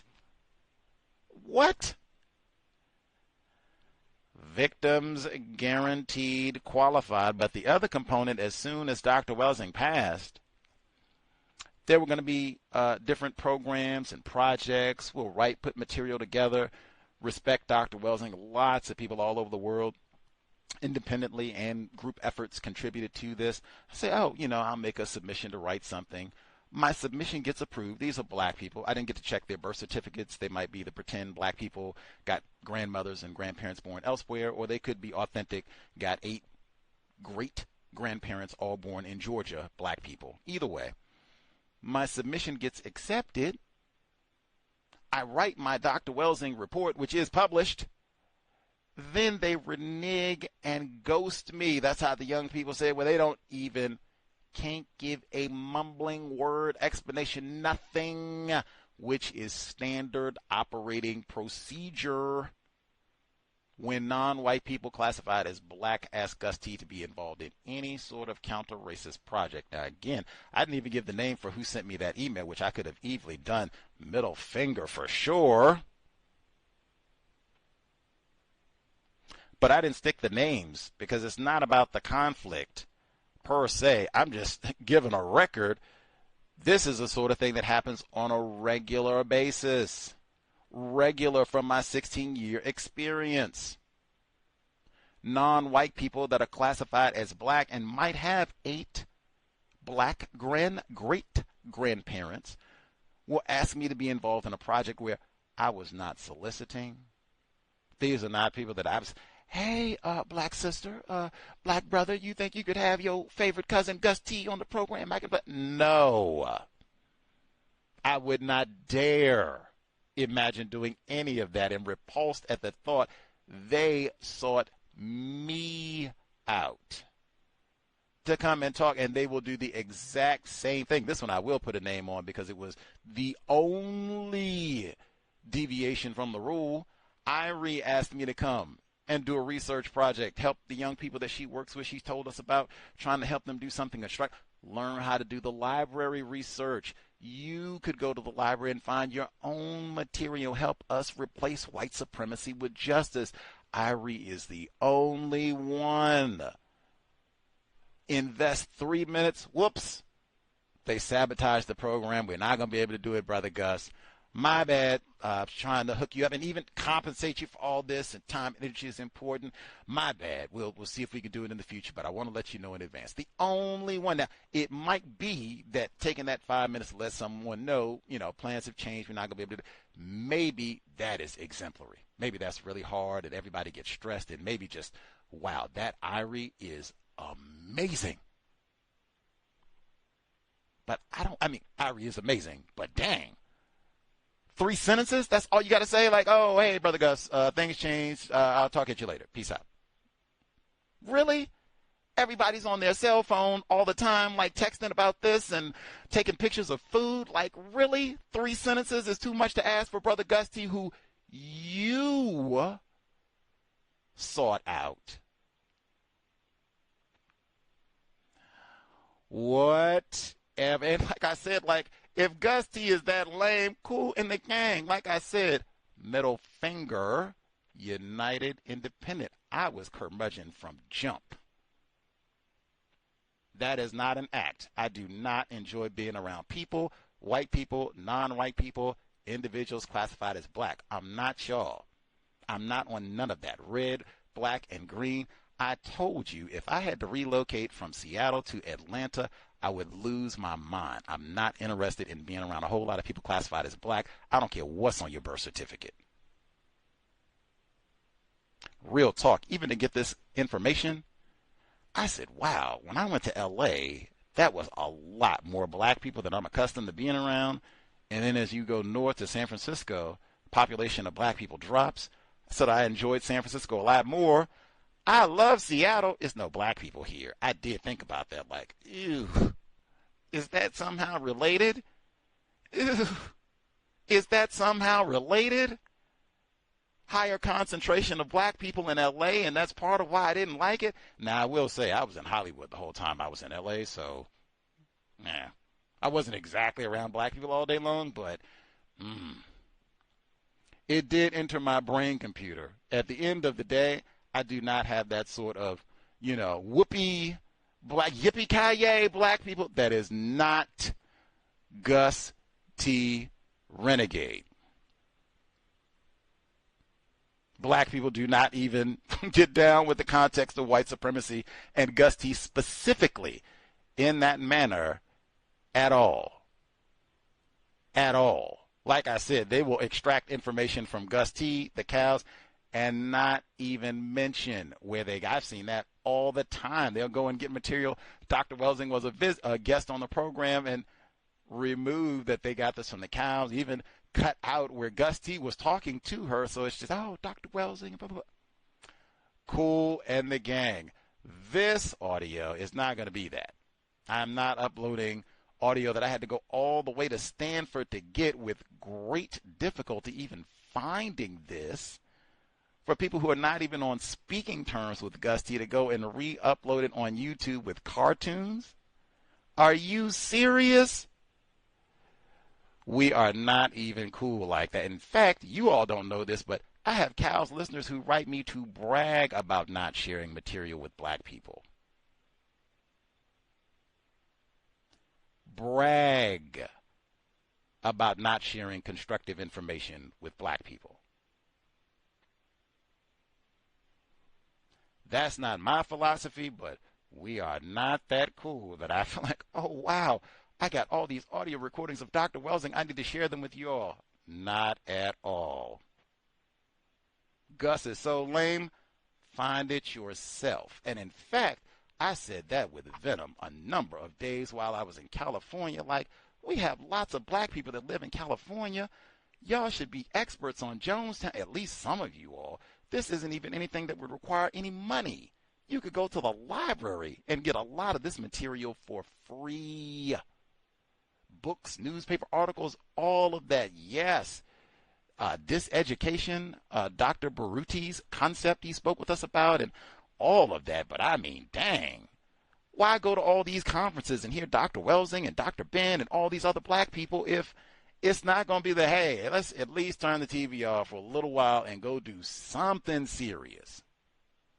I'm sure there are exceptions. I know there are exceptions, but wow, not enough. I even say that just from people who call into the program who too lazy to read a book, but they will call into the book club to ramble and talk nonsense about non-related issues, what they saw on YouTube and Netflix. Anyway, and I'll even, Dr. Cambon, I can get him in before I get to the audio. He commented about the lack of respect for research. Now, I didn't really appreciate as much what he said at the time, but he said, it's kind of, you can just go online. What I just said, you go on YouTube and just boom, boom, boom, and take all this stuff and blah, blah, blah. And nobody really has any, respect or even understanding of now, how was all of this acquired to begin with? For sure on this audio. Now, how was this acquired? Even what I said, this is not studio recording. I think this is William Shockley's personal recording that just became a part of his academic files and research files and all of that, and then all that got donated to Stanford once he retires and moves on and what have you. That is important. This was not even some, the station uploaded this to YouTube or what have you. This could have been buried at Stanford, for years. Even if you are cool and get up on your counter-racist grind so you can go to Palo Alto and get this information on your own, there would still be a Gus T hat tip because now it has been digitized. You don't have to go through the wait that I did of, about 8 days or what have you before I could listen. They can just give you the link immediately. In fact, you might even just be able to go online and access this because it's been digitized, which again, that's why I said more of us go to the library. Anything that's constructive, relates to racism, white supremacy, get it digitized. Make a request if it has to be in writing or online, whatever, because that could help non-white people generations from now go to get that material, especially if it's something that's going to degrade, an audio cassette or a VHS cassette that could degrade. Get it digitized. We'll have it much easier chance of more people having this for posterity stake and future counter-racist studies. Maybe we'll have this problem solved and we can just be looking back like, wow, it was prehistoric times then, and look how they used to terrorize the niggers and all that type of thing. Any hoodles. Did I get everything else? We're not cool, estranged from cows listeners. You can let me know. Now, did you know there were multiple exchanges between Dr. Welsing and Dr. Shockley? That's something at minimum lots of us should know. It would even be to study what was the refinement. Dr. Shockley, did we get the impression like from the first time he spoke with Dr. Welsing, he went back, changed it up, different questions, different responses from when they spoke later on? All of that same thing for Dr. Welsing. Mr. Fuller said, I guess they spoke, meaning he and Dr. Welsing, and eventually she asked about what should be done with us niggers since we're so stupid and inferior and all the rest of it. What should be done with us? And that, hey, money question, because even if people are ignorant and stupid, like yours truly, Gus T, should we be mistreated because we're ignorant and stupid?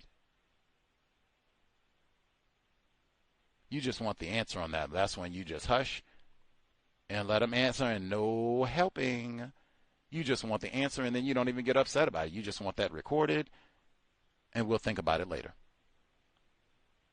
One extra one I do wish I had taken, but since it's been digitized, might be able to get it from here. That's why I say you always want to digitize. A white man at Stanford asked William Shockley on a radio program. He said, Shockley, we'll get to all that about whether or not the Negroes are stupid and all that. We'll get to that later, but how did you conclude that these were actually Negroes? Same thing, like, did you check the grandparents' birth certificate and all that? Like, you get any pretend black people in here? Shockley got the stuttering and stambling and fumbling and mumbling. Man, I was stunned. Now, this is my first day at the library, so I was a little stunned. I wish I had been on my device because I would have just, bam, I maybe would have even played that, for the intro today. No, I wouldn't have. But I would have maybe included it. That would have been extra audio. And Shockley didn't really have a good answer. He's like, I didn't do study. I think they said they were Negroes. All this. And the white man said, what? And he said, man, you're supposed to be a scientist. And it doesn't sound like you got no kind of clarification at all about if these are black people. You just made up some nonsense to say that black people are dumb. And he was cracking up laughing, saying that Shockley didn't even have no type of, let me get in my retort in it. Man, I wish I had got that one too, but it was so many files of Shockley talking about the Negro problem and Eugene. Like, that was all he talked about. Like, he used to have audio, he would talk about the transistor and all that, Silicon Valley, internet, all of that, computers. He used to have lots of audio where he talked about all of that, but like once it hit like 68, 69, everything. The Negro problem, what are we going to do about the Negroes? What are we going to do? The Negroes, like, man, come on. And then he still stayed at Stanford like another decade or a long time. He was there for a long time. Anyway, we will get to it now. I have to preface to even give an accurate appreciation. That's why I said, like, no, this is not one that, you're just going to snatch and put on your lame site and whatever. No credit to Gus T. To even appreciate this completely, we have to rewind to hear Dr. Welsing. Now, this is Dr. Welsing on the Context of White Supremacy, November 2012. Now, this is right on the cusp of the election. President Obama, he was reelected and defeated Mitt Romney. Right on the cusp of the election, we talked about a wealth of subject matter. This here snippet, I've played it a few times before. Even earlier this year, we had our guest, IK, as a guest on the program. She has albinism, and she was here at the University of Washington. I played this segment a number of times, but this segment is like probably directly how we ended up having albino affairs and why even all these years later I continue to pay attention to why white people obsess over albino critters. And I was stunned because you'll hear later on Dr. Welsing is going to bring up the albino gorilla Snowflake. We talked about Snowflake, the albino critter, gorilla. I had never even heard of Snowflake the gorilla until Dr. Welsing. And going in detail about that. That's another one. You can go to the library. They have so much information, newspaper articles and National Geographic if you want to see some in color, New York Times. You can get newspapers from around the world. Snowflake the gorilla. And in fact, Snowflake the gorilla makes a cameo in the Planet of the Apes series in the current reboot that they have. Snowflake is the traitor gorilla. She doesn't even hang in with her Negro black gorillas. I'm afraid the white people are too proud. I'm going to join the white people. I'm going to join it. It trades on her fellow gorillas. I said, man, and they're going to have Snowflake in there? Come on. Not that you need to watch more TV for Christmas time or nothing, but I'm just saying Snowflake has a long, and this is years after Snowflake was deceased, and they got an homage to Snowflake in the Planet of the Apes series. Incidentally, I just saw this today. Man, white people, I wish I had been more scholarly. I would have asked Dr. Welsing about this. They have an article and the creepiest picture I've ever seen. Snowflake the gorilla being operated on. White people, I'll read the caption. This is from the Globe and Mail, 1986.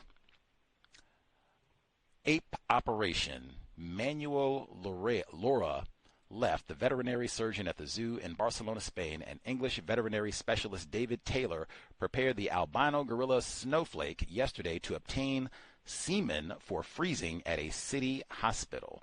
and they have a huge picture. Now, this is 1986, so it's black and white, unfortunately, but man, this is the craziest picture in the world. Like, one, you got this mutant gorilla, which is pretty big now. Like some of the pictures I've seen before of Snowflake, I guess it was a baby and all that. So now he's pretty big. Like, you know, gorillas are large. You got this massive gorilla on a table, and then these white dudes holding down this massive gorilla, and the look on Snowflake's face is just, I think it cracks me up. Like, I shared it on social media and stuff. It cracks me up. It looks like the gorilla knows, like, what are y'all about to do to my nether region? What's going on here? Like, he has such a look of something unnatural is about to take place. Like, what is going on? They gotta go get albino gorilla semen. Like, what? All the in vitro fertilization and all this, and you won't even help black people get basics. Prenatal care and all the rest. We can't even get basics, and you are going to freeze albino gorilla semen. That's why we have albino affairs. And I wish I had found this report before Dr. Welsing's transition, because I sure enough would have faxed it to her. And I would have tried to mature and get my behavior together so I could stop laughing, just to get her thoughts on it. Does she remember this from 1986 when they got that semen sample from how did they obtain the sample? A billion questions, man. Just look at the look on this critter. I wish it was an HD picture. Just wow. If you could see the look on Snowflake's face, like, what is going on? Can't live. I'm sorry. Okay. Get it together. See, that's why they say nobody messes with Gus T. Heathen. See, if you heard him, he total heathen on the program, and then he brushed his teeth outside that time. Remember? All righty. Get to the audio. This is starting with Dr. Welsing on the C.O.W.S 2012. So that we'll have accurate context for what she is going to say in her exchange with Dr. William Shockley way back in 1973. Again, we get to that. That is not Tony Brown's journal, which is great and important. That's on YouTube. You can check that out. But this is before, about 3 months before their exchange on Tony Brown's journal. So, audio segment number 1. This is the C.O.W.S way back in 2012. Albino Affairs, Snowflake, White Genetic Annihilation, Context of White Supremacy. This is from October 2012, a white woman giving her thoughts on albino animals. So years ago, I was a camp counselor, and I took a group of kids to the San Francisco Zoo to see an albino alligator. It was the first time I had ever seen an albino alligator, and it was feeding time. So the albino alligator got really excited and turned hot pink as the blood was coursing through its body. So me and all these 7- and 8-year-olds were equally stunned by this insane hot pink alligator. And that is when I began to become obsessed with albino animals. Albinism is a recessive genetic disorder passed on from parents who give their offspring 2 sets of this recessive gene, which inhibits production of melanin, which gives us our color. Their offspring then appears white, extremely pale, has pale hair, pale skin, and pale eyes. Albinism is rare for 3 reasons. 1, it's a recessive trait. 2, albinos in the wild cannot camouflage. They are really obvious in their surroundings and therefore are an easy target for predators. 3, albinos that do make it to reproductive age can't find a mate because they look funny. Scientists think albinism can appear in any vertebrates. So there could be an albino horse, a deer, a crow, a dolphin, a cow. White peacocks are often mistaken for albinos, but in fact they're just white peacocks. White tigers that you may have seen in the Siegfried and Roy show or at the zoo, those are actually not albinos, those are white tigers. And you would be able to tell the difference if you saw a white tiger with no stripes at all, because no melanin means no stripes. If you have no melanin, you're an albino. If you have a little bit of melanin, but not as much as most people, you're an albinoid. And in humans, there are 2 kinds of albinism. One is ocular, which affects just your eyes. So if you have extremely pale blue watery eyes, you should ask for a genetic test and find out if you are an ocular albino. The other kind is oculocutaneous, which affects skin, hair, and eyes. So our ocular system really relies on melanin to help us see. And if you don't have any melanin, you have impaired vision, which is why albinos often have sight problems and even blindness. What happens when you think about albinos all the time? You come up with amazing ideas, like this one, for an all-albino zoo. Just imagine the gorilla albino, the crows albino, the alligators albino, all the albino animals together in one place in a zoo.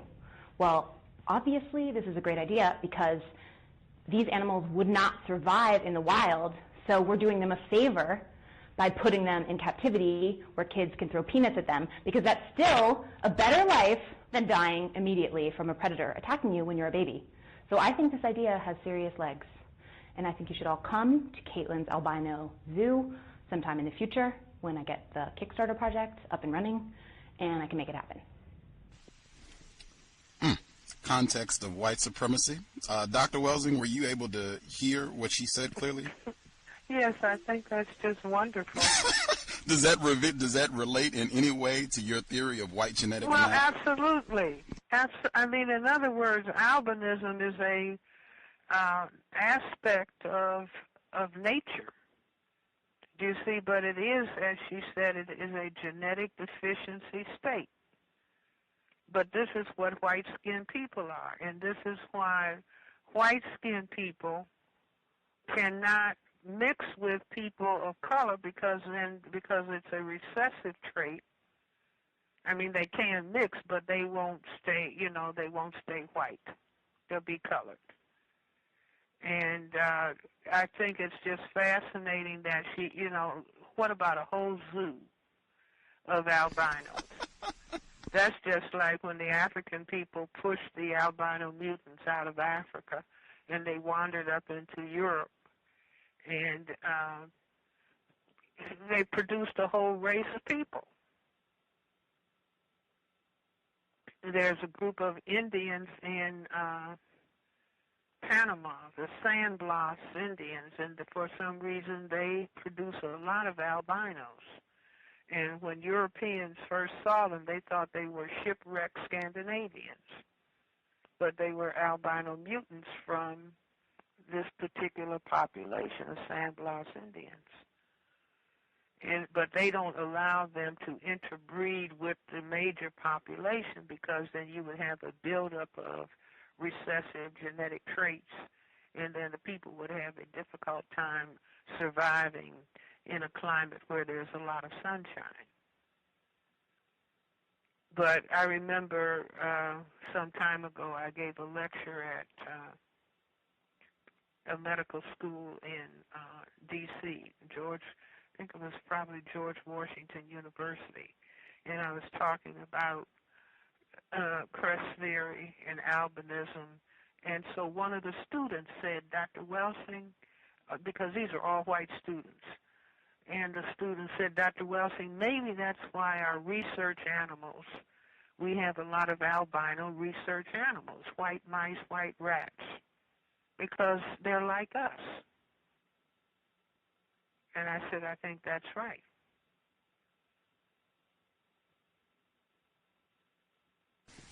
Fascinating. I started doing a weekly segment. It's called Albino Affairs, where we just take 5 minutes and see what the latest news surrounding albinism is. And I guarantee you can check every week. I guarantee you white people will have several reports that focus on albinism, and many of them, they'll have the same enthusiasm that you heard in that audio clip where they're just, oh my gosh, there's an albino. I mean, it doesn't matter what it is. There's a town, I forgot where it is, but they have a large population of albino squirrels, and white people are just in love with these squirrels. They have made them the mascot of the town, and they said the same thing. They wouldn't survive out in the wild, so they made all these rules where you can't kill them, and it's like they have a pet population of albino squirrels that just hang out in saying that nothing should happen to the albinos. Put them in the zoo so that nobody will bother them. Wow. Wow. See, and this is what apartheid is about. You see, you have a phenomenon of gentrification going on in major urban areas, where white people are coming back to the cities. But they don't come back to the urban areas where black people are and say, well, we can live together. No, they want the black people to leave. They want to push the black people out, so when they come back, it'll be just all them.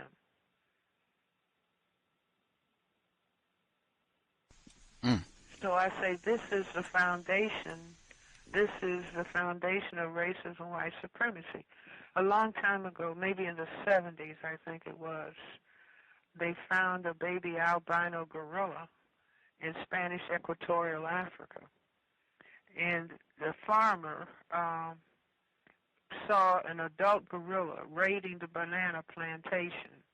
And so, of course, he got out his gun and killed the black gorilla, the adult. And when he went up to the black gorilla that he had just killed, he saw that it had a baby white gorilla attached to it. And this became a great big news story. It was on the cover of Life magazine, Time magazine, the Washington Post, the New York Times, and the world went out the first baby white gorilla. They didn't call it an albino. The first white gorilla, and this became a huge story. They named the little baby gorilla Snowflake. And they took the baby gorilla to a zoo in Barcelona, Spain. And they, if you found a little baby white gorilla, you'd probably say, well, okay, it's an albino, help it grow up, teach it some manners. But the white people got a baby black gorilla of the same age and designed a gorilla IQ test to see which one was smarter, the baby white gorilla or the baby black gorilla. And I asked people, who do they think they found was the smartest? Well, to make a long story short, they found that the baby black gorilla was first in every single task that they gave the baby gorillas. And so they said, well, this has to be a mistake. Maybe the sunlight got in the baby white gorilla's eyes, and so he couldn't see the task. Then they put the baby gorillas in front of a mirror, and you can look this up in National Geographic. They put the baby gorillas independently in front of a mirror, and the baby black gorilla just looked in the mirror and started checking out his parts. And they said the baby white gorilla ran away from its image.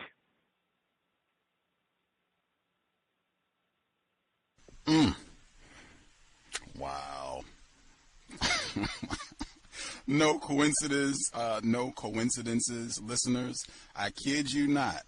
I just found out about Snowflake the gorilla this week. When I was doing my research, they have a whole article. I just read this like days ago. Oh, interesting. It says Snowflake the gorilla arrived at the Barcelona Zoo in the mid-'60s to great fanfare, including an official reception thrown by the mayor of the city. Snowflake was captured by a farmer in Equatorial Guinea under tragic circumstances. The farmer killed all the gorillas in Snowflake's group just to capture him. He was found clinging to his dead mother's fur. Through a series of middlemen, Snowflake found his way to Barcelona Zoo, where he settled into a comfortable life. He went on to father 22 babies, none of which were albino. In September 2003, it was announced that he suffered from a rare form of skin cancer, most likely caused by his albinism. Thousands of visitors came to pay their respects before he was euthanized a month after the announcement, and they have a photograph of Snowflake the gorilla. Wow. See, if they didn't have an albino mate, then the only thing they could hope for is maybe a normal gorilla might have a mutated gene, but that would be very rare. So they would always end up, with a non-white, a black gorilla. Wow. But interesting. I forgot that Snowflake had passed. And this is worldwide. You can check. Doesn't matter whether we're talking Wisconsin, Florida, Australia, Barcelona. White people and their fascination, obsession. That was the word the white female in the clip used. Obsession with albino organisms worldwide, just like the system of white supremacy. Context of white supremacy. Yippee-ki-yay. Indeed. Indeed. I wish I had done more research when Dr. Welsing was still with us. Any hoodles, as researching today, the report I found allegedly Snowflake was the result of inbreeding.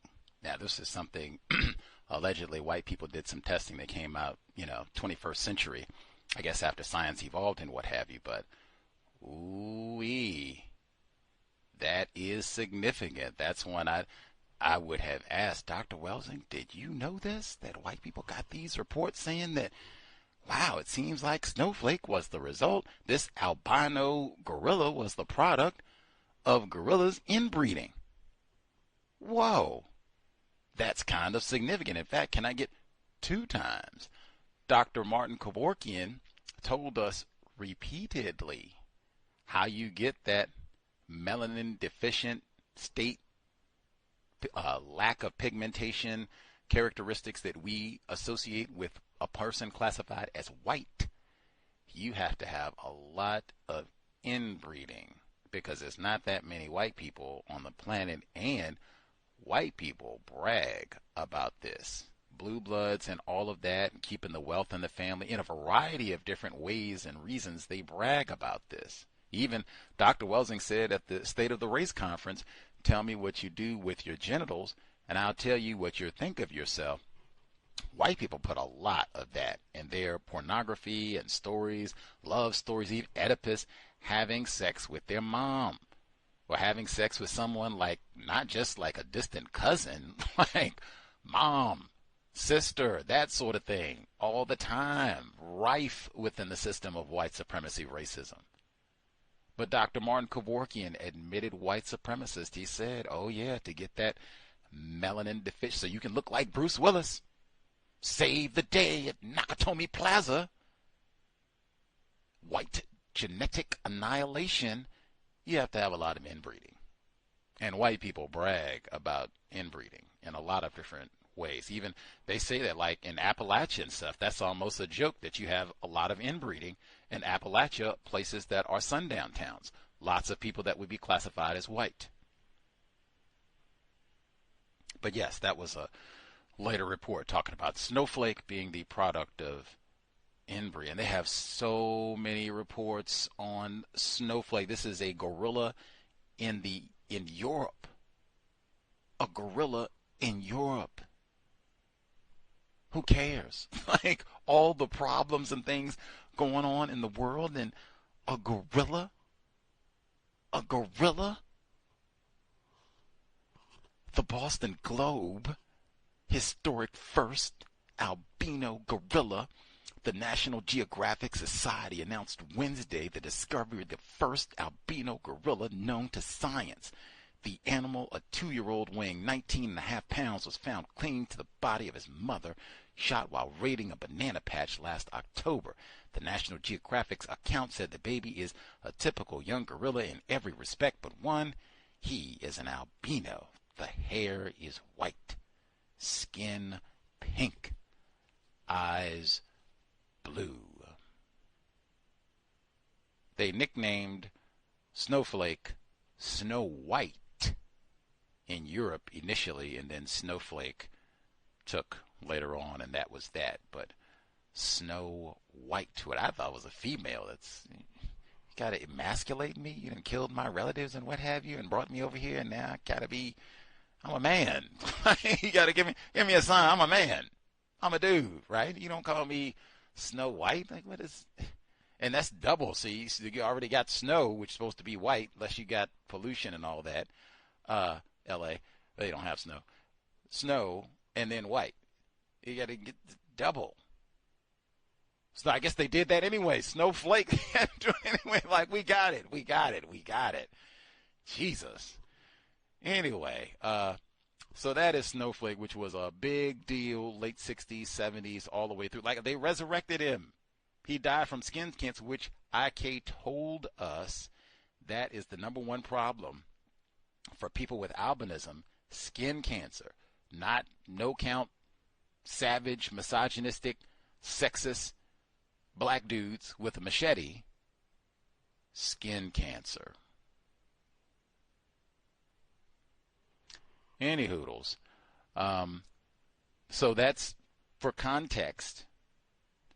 Now we can hear the audio, which again, I think this is like personal recording that Dr. Shockley made. I could be totally wrong, but that's what I think. This is the audio of Dr. William Shockley, their 1973 exchange, his exchange with Dr. Francis Cress Welsing. There are moderators, so you'll hear them interject as well. I suspect they're all white. This is an audio cassette, but this is listed on a television network, so for reals, there could be video of this exchange. Maybe it is on YouTube, and Gus T was just too ignorant to find it, but I did look, and I didn't see any other. I only saw the exchange with Tony Brown's Journal and Dr. Welsing and William Shockley. That's the only one that I saw. I did not see, I didn't even, like I said, I was not even aware that there were many exchanges between these two. Now we'll be able to hear a snippet of one. November 1973, Dr. Francis Cress Welsing, Dr. William Shockley. I think this was, in fact, on television, but we will hear the audio on the Context of White Supremacy. Again, this was in the Stanford archives, and since it was not digitized, Gus T has every reason to think this has just been hanging out, chilling in Stanford for a bit, and may have hung out there who knows how long until someone got curious to go and, make them archive and upload. Counter-racism science on display. Listen up for Snowflake. Invest in the Context of White Supremacy radio program. Constructive information on what racism, white supremacy is, and how it works. Visit the blog at racism-notes.blogspot.com. That's racism-notes.blogspot.com. PayPal button is in the top right corner. Links for Cash App, Venmo, and PayPal are below. Gus's wish list is at Amazon under Gus T. Renegade. 15 years and counting of counter-racist content. Dr. Shockley, why do you believe that blacks are genetically inferior to whites? Well, that's far too generalized a statement, and the first thing I'd like to show on this is to show that there definitely are cases where they're not inferior, but are in fact superior. That sounds to me as though you're saying there are exceptions, which I'm really doesn't. There are different characteristics, and I wanted to show one particular one here of a study I did myself on this matter, and this one has to do with the visual acuity. This has to do with things such as Dr. Welsing talks about also in color pigmentation. Now, I'm not going to try to explain the details of this, but I'm going to say this is a comparison between black and white. Visual acuity is measured by the Surgeon General in the draft board test. And you see there are data points on here, and they fall on a line. And each one of these data points corresponds to passing a visual acuity test at 2020 or 2040 or 2060. The fact that they fall systematically on a line says that the two distributions of visual acuity for blacks and whites obey the same statistical law, the so-called bell-shaped law, the normal curve, the thing that's used when you talk in school about grading children, giving them grades on the curve. They obey that law, but the black vision is shifted upward by 0.6 of a standard deviation. That is, if it were like IQ, it would mean that they were shoved up by 9 IQ points. So there are genetic differences, but they aren't all a matter of inferiority. The really bothering ones in which the performance is inferior and which is one that may be getting worse. This is my main issue. My main issue is that we may now, with the finest of intentions in our society, have set up situations in which, in effect, we're downbreeding the black population. This probably occurs for the whites as well as the blacks, but it's probably worse for the blacks. And my main thesis, my main effort on these things is to get people to look at this objectively. In the Context of White Supremacy radio program. But you're saying that the blacks genetically suffer from an inferior IQ. I think that I've got a very standard statement, Mr. Peck, that I give on this. I always say it the same way. And in fact, when your introduction was read to me yesterday, I changed the word theory or conclusion to opinion, as you read it. And my statement is this. The research that I've done in this area, which involves a wide variety of data of different sorts spanning a long period of time, leads me inescapably to the opinion that the major cause of the American Negro's intellectual and social deficits is hereditary and racially genetic in origin, and thus not remediable to a major degree by any practical improvement in environment. Now then, one of the reasons I call this an opinion rather than a proof is because it's been impossible to get competent scientific tribunals to review it.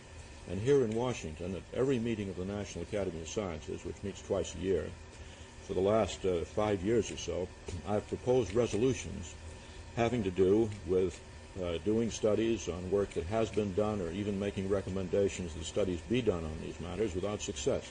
So that's the main reason. This is such a taboo subject. Okay, Dr. Welsing, you obviously, I can tell from your manner, are not agreeing with what Dr. Shockley is saying. How do you respond to this? Well, I think that we have to understand the public discussion of genetics in this way, that what Dr. Shockley is saying is certainly not new. This dialogue at some level about black people or people of color being genetically inferior to people who are white has been going on for many, many, many years, over 100 years. And I think that my way of understanding this, for example, I wrote a paper, the Cress theory of color confrontation in 1969 and presented it in 1970 in an attempt to explain the compulsion that whites have to discuss people of color as being genetically inferior to themselves. And I discussed the fact that it seems to be a necessity for whites, and I'm not saying just in this area of the world, and certainly not speaking just of Dr. Shockley, but of whites to discuss the genetic inferiority of people of color, to constantly focus on color, to constantly focus on sex. And I feel that it is related to the fact that skin whiteness is itself a genetic deficiency state. It is the inability to produce the pigment melanin. And only 1/10 of the people in the world suffer this deficit. 9/10 of the people in the world are colored people. The vast majority of human beings are people of color.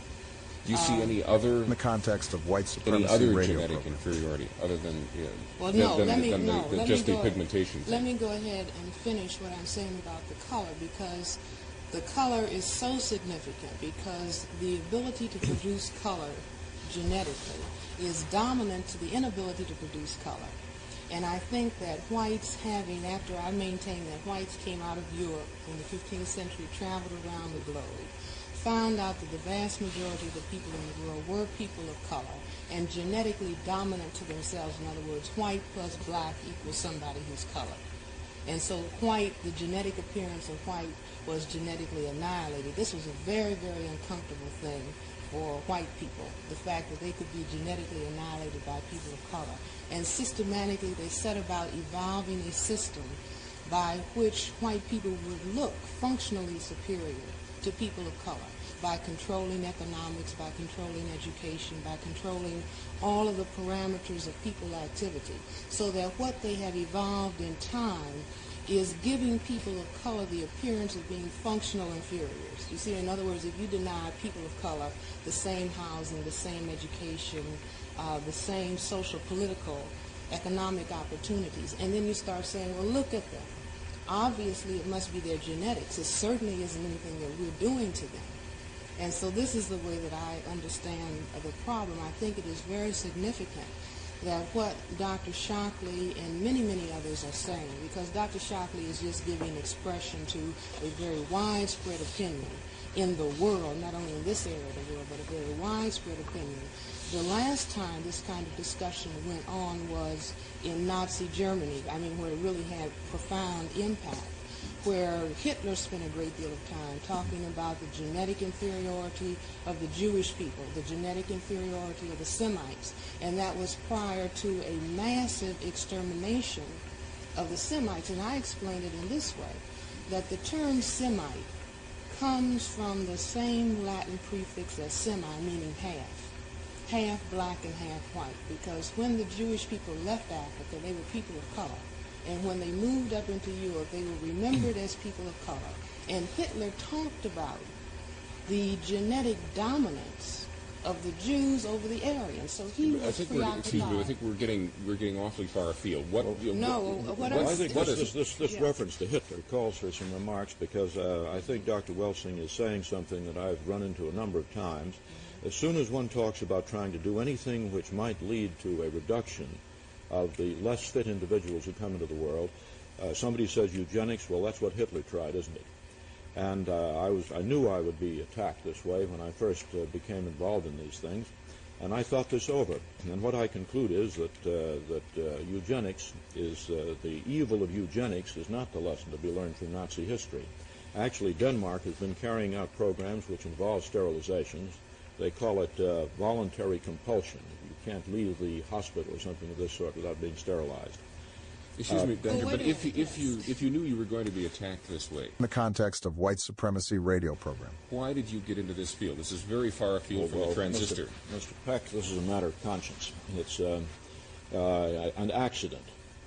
Involved, it's a long story, but in brief I'll say that I may have made some statements a little bit carelessly to some pressmen. I've had some wonderful experiences with the press, by the way. The thing that got me into this was an accurate quotation, and I hope flattery will get you nowhere. Well, I hope you'll hear about this, because I'm going to tell the story on Vic Cohn, who's a science writer for the Washington Post. And Vic Cohn, at a meeting with a lot of Nobel laureates, said, "Do you think there's going to be a nuclear war?"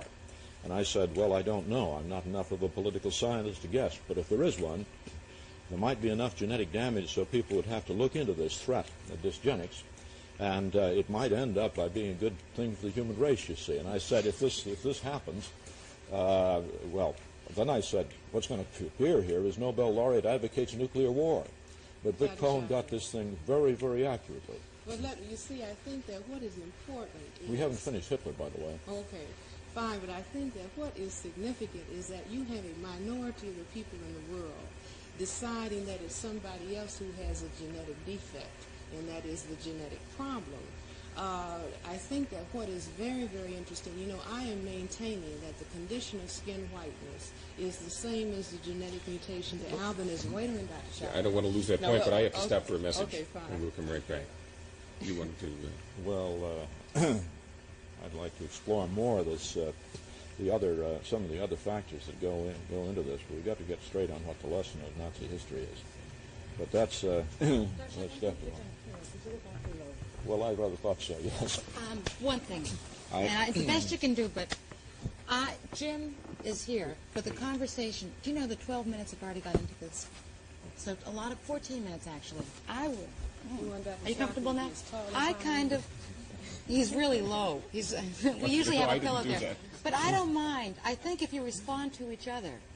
Dr. Shockley can still be shorter than I am. But if you, I'm not even getting into. Wait a minute. Wait. If you're able to talk to each other, we're going to get a lot more. Or respond to each other instead of a whole statement finished.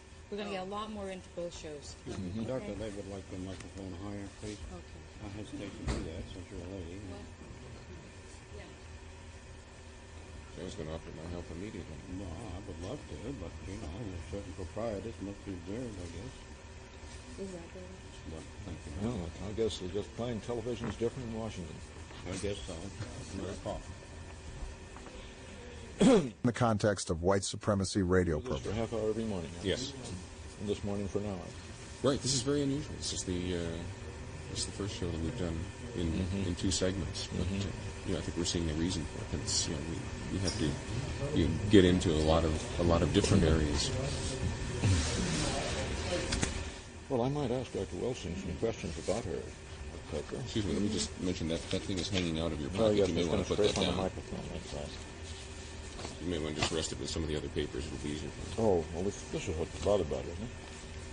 Yeah, right. That's all. I remember one where I had one of those charts up and rubbed it on the microphone. Oh, my. Yes, yeah. Yeah, it was very distracting later on when I listened to it. What are they selling, I wonder? I think, This is I'm where we sorry. don't I didn't realize that we were back in. Oh, we're back and, on. Yes, and I had cut you off. Well, Dr. Well, what I wanted to go into, because I think this is very, very important. If you remember about 4 years ago, a baby albino gorilla was found in Africa. This baby gorilla had pink skin, blue eyes, platinum blonde hair. The mother was coal black. This was a genetic mutation from black to the condition of albinism. And the baby gorilla was written up Time magazine, Life magazine, National Geographic, front page of the Washington Post newspaper. We found the white gorilla. Wonderful. All right. Now, they took this baby gorilla to a zoo. Interestingly, they did not bring it to the National Zoo where we had the Mohini tiger, the albino tiger Mohini. There was no interest in bringing little snowflakes to the National Zoo. They took it to a zoo in Barcelona, Spain, and started performing tests with this albino gorilla with a baby black gorilla of the same age to determine which one was superior. Interestingly, they found that the baby black gorilla was first in every single task that they gave it. And then they said, well, perhaps this was Dr. because, Welsing, well, wait a minute, Dr. Dr. Shockley, intelligence means a measure of performance on test. Now, the very reason it would never occur to my computer to test a baby albino gorilla with a black gorilla to see which one is superior, but I'm saying the preoccupation in the minds of people who are genetic recessives themselves to constantly try to prove that it's somebody else who is the genetic defect showed up in the thinking of these scientists who were studying a black and white gorilla. They found out the baby black gorilla was first in every single test. Now, I'm saying to Dr. Shockley, the whole thrust of saying that it is black people who are genetically inferior when you do not give black people the same opportunities that white people have. You see, I would be glad to listen to you because as a scientist, I would say this. If there was a way to determine that people of color were actually genetically inferior in terms of intelligence or in terms of any measure, if somebody were able to demonstrate it and it's a fact, I would say fine. Dr. Shockley has proposed such a study. various studies, but one thing that I found missing in your writings, Right. Dr. Welsing, was that practically no statistical data. It seemed to be rather well, you know, constructive. statistical data. We have statistical data all the time in the But newspapers. I didn't find any here. Well, now, but let me ask you something. How do you explain then the much higher mortality rate from homicides among black people in this country than whites? Well, see, Dr. Shockley, I need to have you come to my field in terms of Well, psychiatry. All right. Black people are destroying themselves in large numbers. Now, we could go into why the people in Ireland are doing this to each other. Wait a minute. But the people in Ireland, just a second, Dr. Welsing, the people in Ireland have approximately the same IQ as the American Negro population. Well, wait a minute. Why is that? Why is that? You see what I'm saying? How can you say that white people have superior intelligence? Let me just go ahead, since you ask about.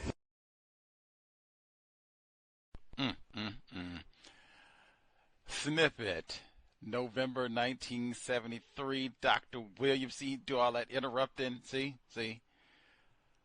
Dr. William Shockley, Dr. Francis Cress Welsing. Apparently, that has been the go-to racist rejoinder.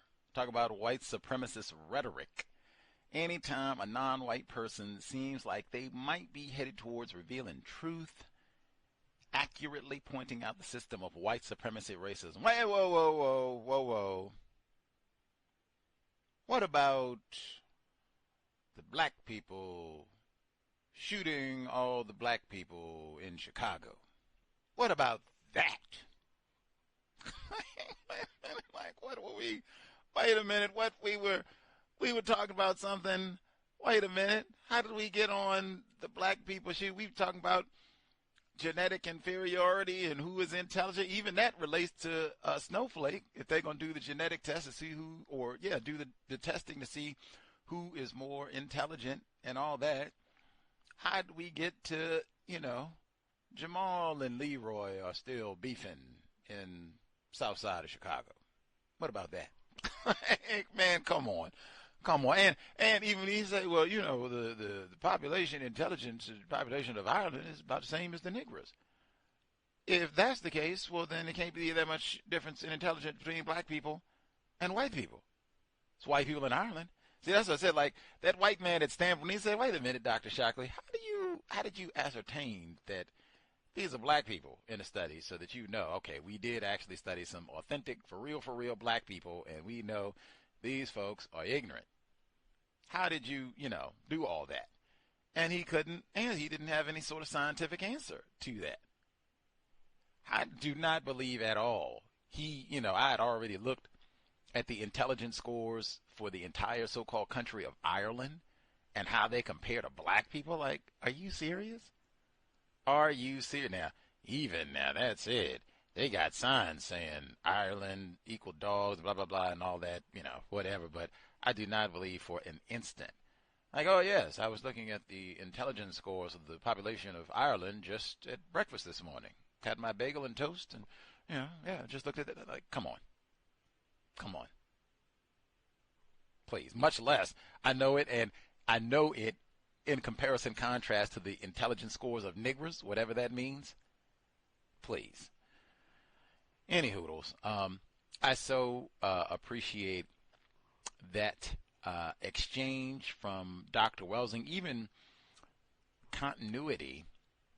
Apparently, Dr. Welsing thought Snowflake was important in terms of revealing truth about white supremacy racism for the duration of her life, because you heard her, that was in 1973, talking about Snowflake, and then you heard her here on the context of white supremacy 50 years later in 2012, and she was still talking about Snowflake, and in great detail, accurate detail.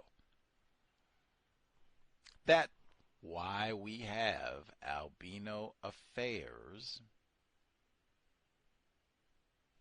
Why I think that would be one to, investigate, study the albino obsession of people classified as white. But, oh man, yes, I love the exchange. And see, now, I didn't hear the what should be done, because I love that just seeing and I love how she presented that this is not singular, that this is widespread, that the Negro is inferior and bad genes and bad blood, syphilis, all of that this is rampant throughout the system of white supremacy racism. Now, even the add-on to that is J. Strom Thurmond and the like. If we're so, inferior and defective, stop having sexual intercourse with us.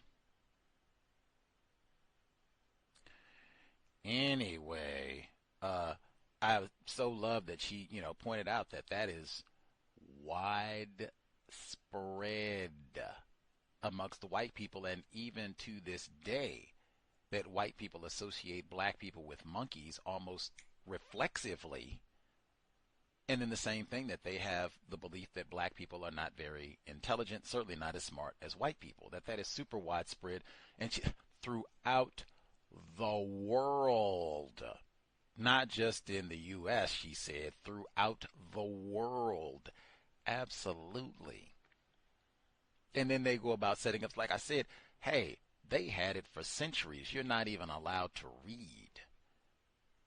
And then turn around and say, oh, man, they sure are ignorant. Wow, dumbest people. This is the biggest collection of dunces. And they put that book down, Leroy. And even, I said, People's Temple, when they were up in Ukiah, or I guess I should be saying down in Ukiah now, when they were down in Ukiah stealing books from black people,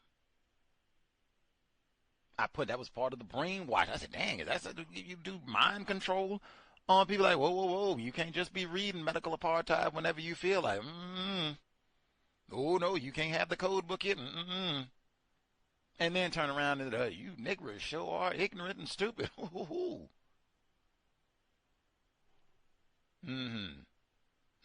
Again, that's why I said I think it's fascinating that there were multiple exchanges of these to see the evolution on both parts, and even how the people doing the interview, how they conduct themselves, and even extra kudos to Dr. Welsing. So this is 1973, right?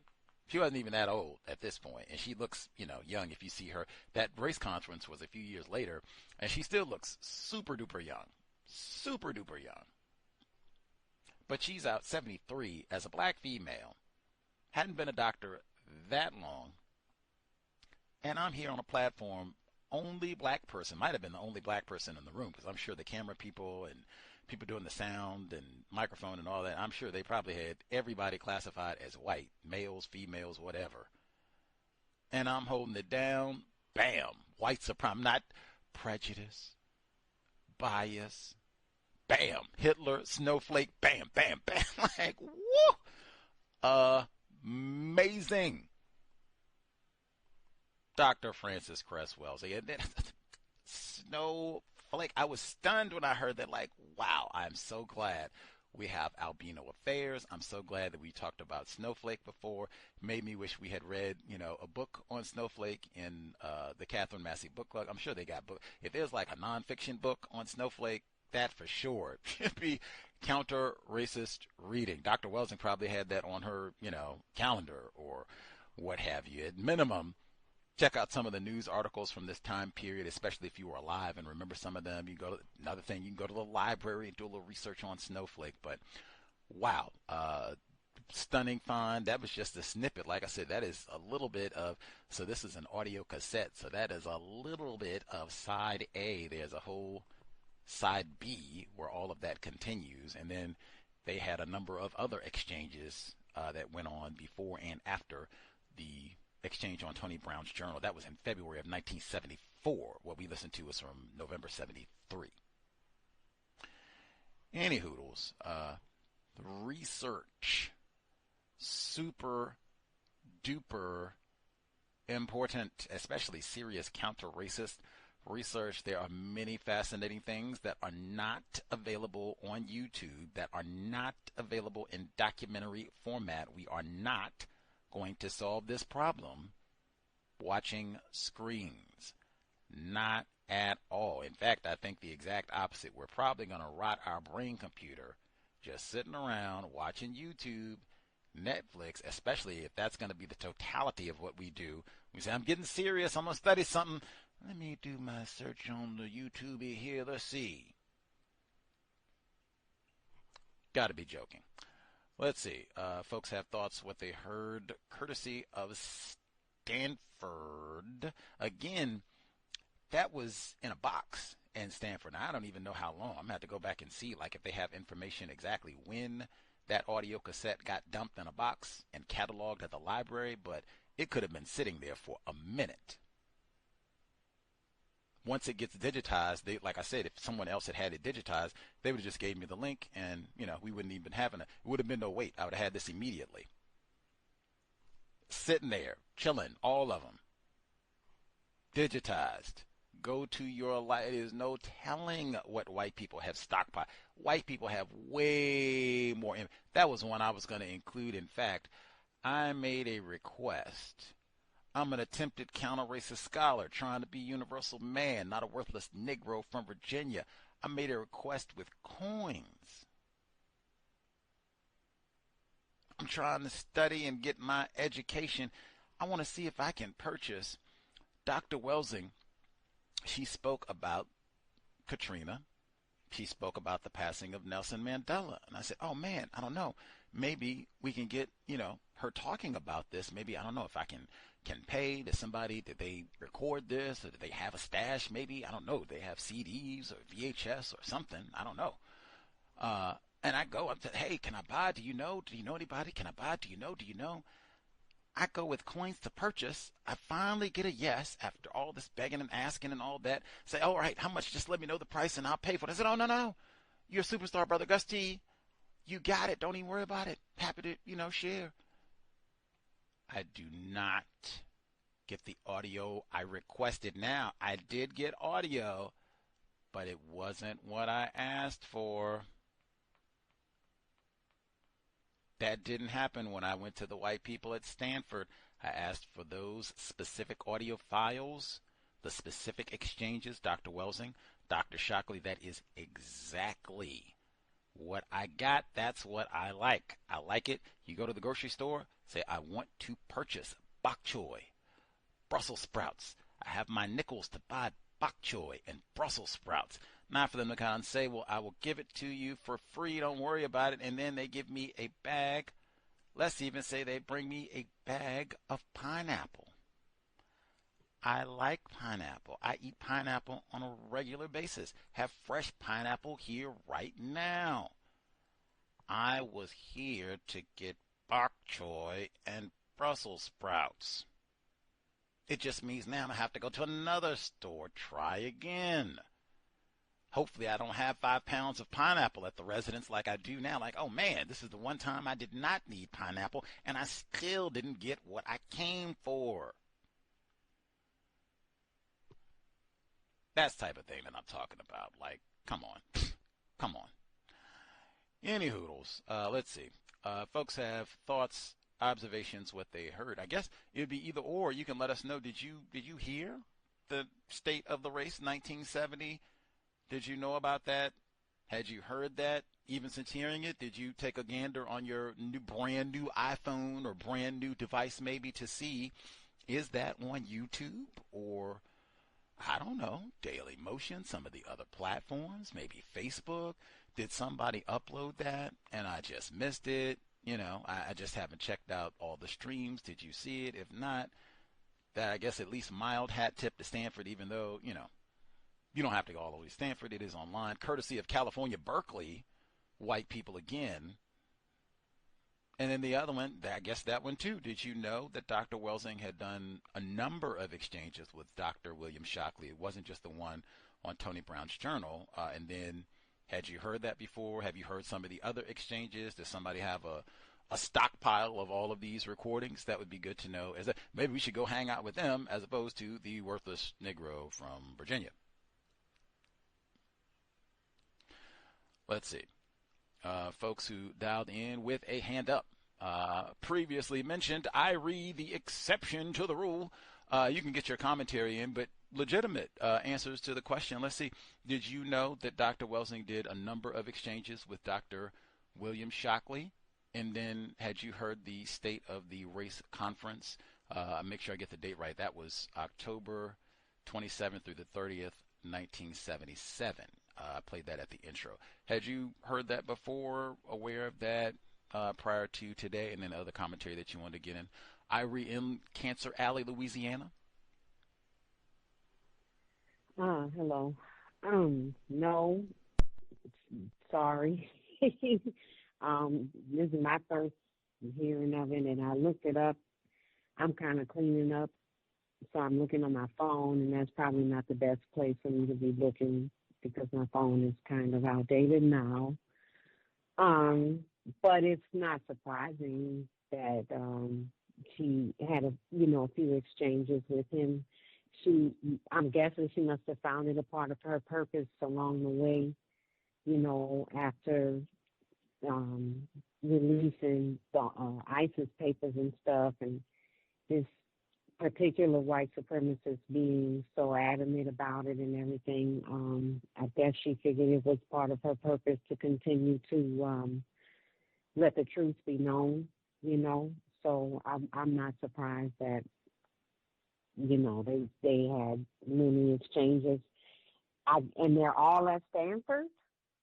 They're all recorded and available if you go to Stanford to get copies.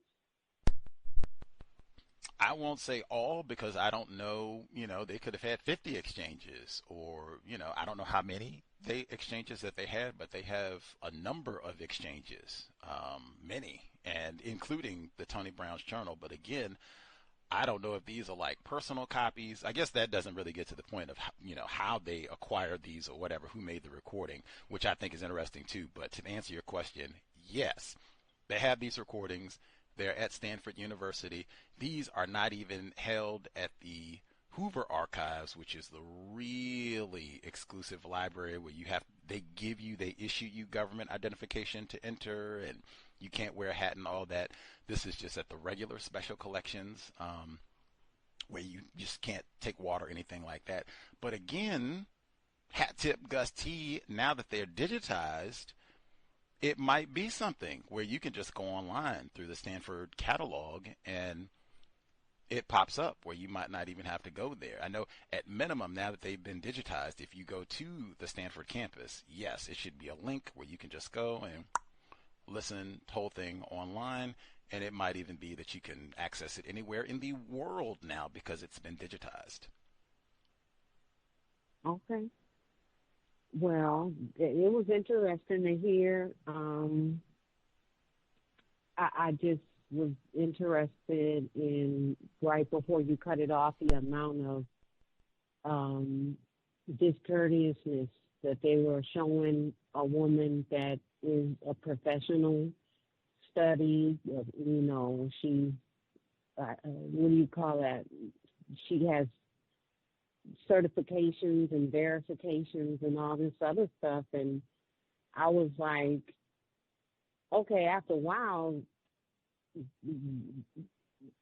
I know you disagree, but like the emotion was starting to come out of them. And it was just like really, I was wondering how far the rudeness and the discourteousness was going to go, in other words, is what I'm trying to say. And she does her best, because when I was watching her on even Donahue, a few times I watch her on Donahue, like a couple times a year, and some other people like, God rest his soul, I can't think of his name right now. There's a Khalil, rest in power, Khalil Muhammad or whatever, and the way Donahue phrases questions, and he'll let you start to answer, but then he'll cut you off, and then it's like, are you doing that to confuse the guest and the audience to what's being said? Like, I had to think if that was a tactic after a while. But Dr. Francis, at least one time I remember she sat there, she said, okay, wait a minute, you asked me X, Y, and Z, so I'm going to go back to what you asked me and finish that thought that was coming. You know what I'm saying? And I try to use that in my own tactics, talking to people.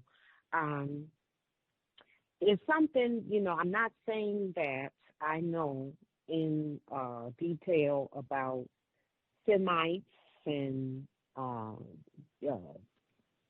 Jewish people and all that, but the white men got really, really defensive when her example was used. And I just was interested in why. I could assume why, but even in my own life and dealing with white people who are being dishonest about the system of white supremacy and their status in it. As soon as something comes up about being Jewish, or whoa, wait a minute now, you can't go there. That's a locked door over there, and that's how they say it. I'm not even much trying to like use a metaphor. They be like, oh, don't touch the hot plate. They come out with all these weird things, and their bodies start to get into it and all that, and I can just imagine seeing them. I can't remember what he's saying exactly, but I was like, well, we can talk about racism even to a degree, and genetic, mutation and genetic deficiency. But for some reason, when Jewish, that word gets said, don't do that. That's a world ender. And I'm just more curious these days about the reasons why. Not that I'm going to presume, because I am a victim and I have a whole life that I'm trying to live and not go crazy. the gorilla. So when you said that they called it Snowflake the white gorilla, and then listening to Dr. Francis, she sounds like she was curious as to why they took the gorilla to the specific facility, not the one that specializes in albinism. I do believe I heard her say that, but they took the one to the, what do you call it, the one in Barcelona. And then when I looked it up, Snowflake, the white gorilla, so I started thinking as you were talking and as she was talking, they said it was a white gorilla, and then you mentioned that it was a product of inbreeding. So in other words, they genetically modified. Am I thinking correctly? And it sounds based on logic. They genetically modified an offspring to be produced as though it was albino, and it wasn't. And so they couldn't call it an albino. They called it white.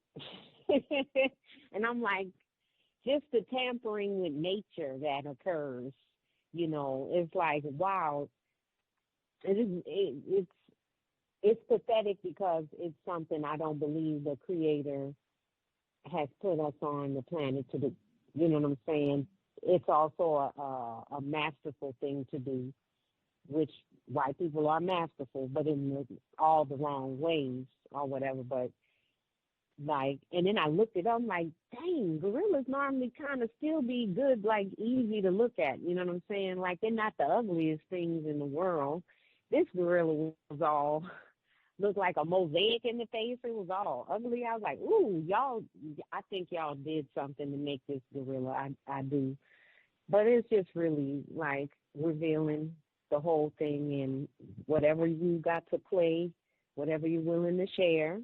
First of all, thank you, because you don't have to share, because you're the one did all that work and research with support of, listeners and stuff. But you went to California and did it, so you could be very protective of your effort. And with the responses that I will say, I'm shocked with the email that you got or whatever, but I'm sure you get a whole lot more than that, unfortunately. But you could be very, very protective of what you got from Stanford. So thank you for sharing whatever you're willing to share this evening. But, rest in peace, Dr. Francis. And I'll mute my line. Thank you so much. Thank you very much. Rest in peace, Dr. Francis Cress Welsing. Rest in peace. They did refer to this gorilla as albino all the time. All the time. I've not seen any evidence that this was some sort of genetic modification. I think Dr. Welsing said specifically that they killed the other black gorillas, and then, white one. They rescued the white one, but they killed all the other black gorillas to acquire Snowflake, the albino. And this was in Spanish Africa, so-called. So, yeah, I've not seen any evidence of that. Folks would have to present some evidence, that, that was the story that they got after they went and found him and took him off to go do, I'm sure, all kinds of experiments, tests, as Dr. Welsing talked about, for the duration of his life, including harvesting his sperm. I'm sorry. I was cleaning up and stuff, so I probably got mixed up. Still learning. But yes, David, article I'm looking at right here has albino in the title, and frequently they call him an albino gorilla. Let's see. Other folks who dialed in with a hand up. If you have commentary to share, proceed. Let's see. Lauren should be with us as well. Evening, everyone. Thank you for allowing me to speak. Can I be heard? Yes, ma'am. Okay. I just wanted to say at the beginning, that first segment you played with Dr. Welsing speaking, and she asked the audience, she asked him who wants a Mercedes. and a lot of people, she said a lot of people didn't raise their hand, but you could hear that laughter. And then, she asked the question like, hey, I don't remember exactly how she phrased it, but, do you think the person next to you or the people in here, the people who look like us could make a Mercedes? Basically, can a black person make a Mercedes? And when she posed that question, I thought to myself, no, we can't. Like, that's weird. I was just like, I don't know how to make a Mercedes. I mean, I've never done it, right? But I don't know what that, I don't know how to process that one. I mean, I guess it's all sorts of people who can work at a car factory or something like that, but those people are telling you exactly what to do. Yeah, you know how to put that one part on the car, but you're not making the whole thing. So here's my question, Gus. Like, when she posed that question, hey, do you think you could make a Mercedes, or someone who looks like you? You think we're out here making Mercedes or capable of this? I personally, no, I could not make a Mercedes. I don't know any. Now, I did update this for like 2030, even though Mercedes would still work. And I was thinking like, Irie just said like iPhone or, a laptop, something like that, and said, okay. So Irie said new phone. Could we make iPhone? Could I make an iPhone 17 for Irie? Heck no. Okay. She said, black person like you, do you think they could make like an iPhone or a computer or whatever? I said, well, back at the bus, I did see him put a computer together. So I do think I know some. I couldn't do it, but I do think I do know some black people where that they could do that. The car, I could not make a Mercedes. And I do know black people that, wow, they are extraordinary with some of them attempted family members. They are extraordinary with vehicles. Like, I don't know if she meant you have to go in and construct all the parts too, but like, if they had the time and access to the parts, maybe, especially if they had enough time, like, oh yeah, I think they could get it together. Like engine, transmission, all of that. But I could not do that.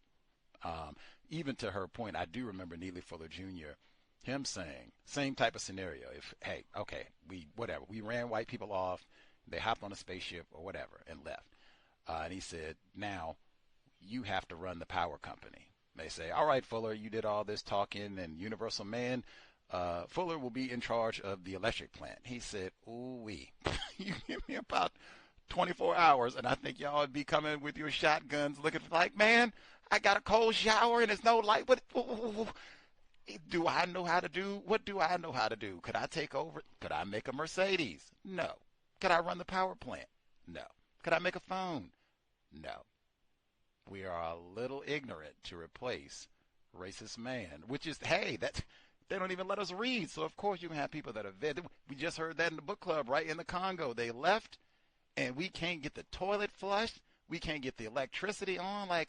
And that is exactly as white people intended, and they said so when this scenario happened real life in the Congo. Yeah.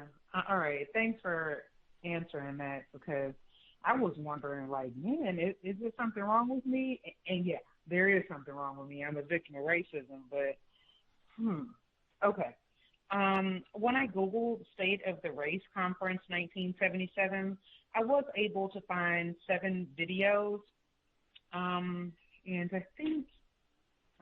I think it was UC Berkeley, their Department of African American Studies or something like that. They were the ones who had put it on the internet.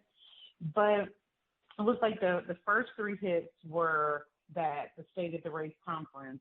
But everything else on the page was the National Women's Conference, and almost all of the pictures on the first page was the National Women's Conference, or just about women and the struggle for, I'm saying these words, struggle for equality.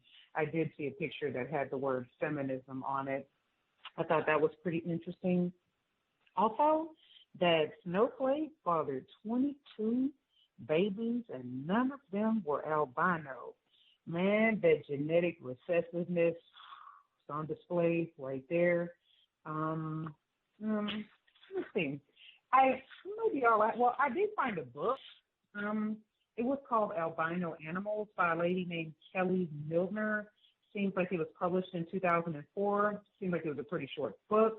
I didn't really have time to look at that much. And there was a book called Snowflake the White Gorilla, published in 1991 by Mary Lou Peterson. But it said juvenile literature, and I wasn't able to find a picture of it or even like a Google copy of it. So, but anyway, I've been listening to the program. I didn't really have much time, and that's all I have for now. Thank you for allowing me to speak. Much obliged. That was important as well about the Mercedes component. That's the link that I shared, what she just shared, Lauren, that the 7 videos from the State of the Race Conference, those 7 videos, and it being at the University of California, Berkeley website, that's where I found it when I was looking for a link outside of Stanford, Berkeley. That's the one that I found. That is, you can access that anywhere in the world. So I shared that before. I'll share it again today just so that people don't have to go. I guess it wasn't that long ago, but just to make it easy. But yeah, that's the one that I found, and I had never heard of that, had never seen it. I don't think anyone had shared it with me. I perhaps would have never come across that before until trekking all the way down to Stanford, and it is fascinating. Like all of her commentary, as I said, her dedication at the beginning to her family member who had just passed away, who I think is also related to Lauren Cress Love.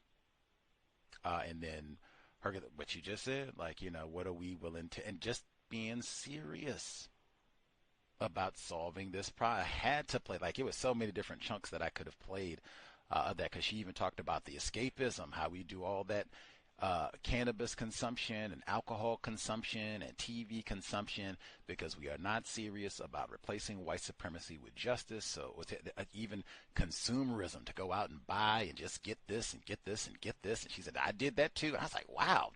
I mean, just being humble. I'm a victim too. We all struggle with that, but it was a lot of that. But again, that's online. You all can check that out anytime. That was just, again, hat tip to Stanford, because I maybe wouldn't have found it if I hadn't been there searching. Snowflake. Dr. Welsing seemed totally unsurprised about Snowflake siring all of those Negro gorillas. In fact, she said that is exactly what is supposed to happen.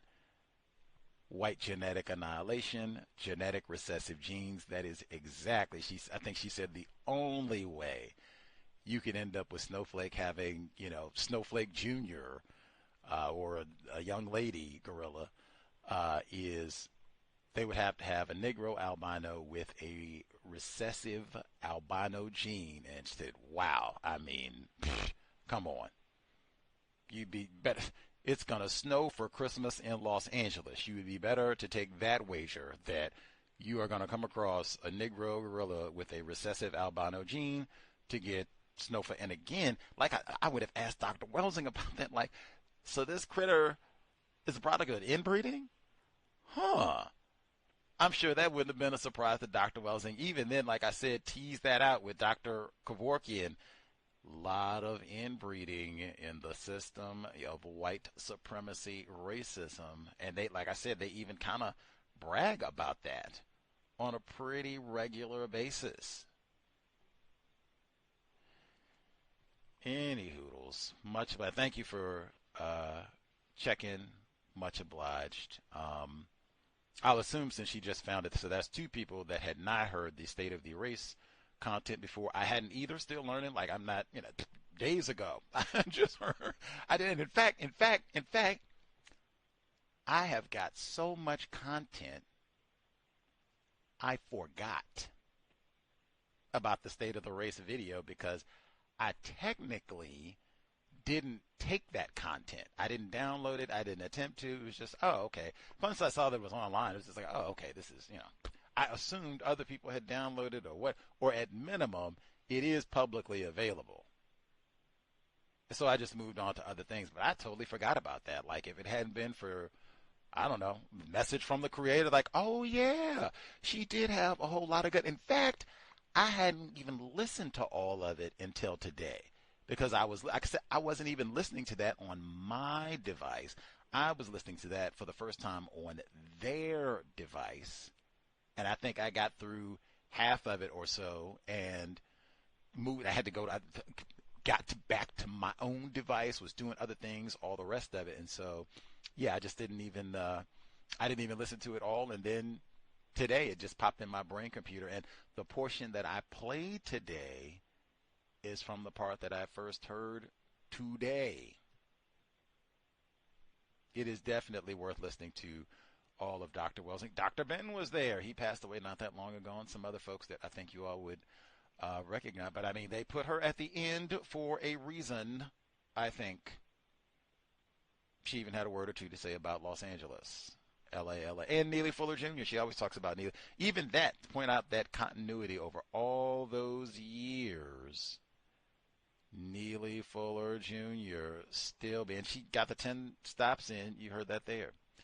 Let's see, our caller at the courthouse in Florida.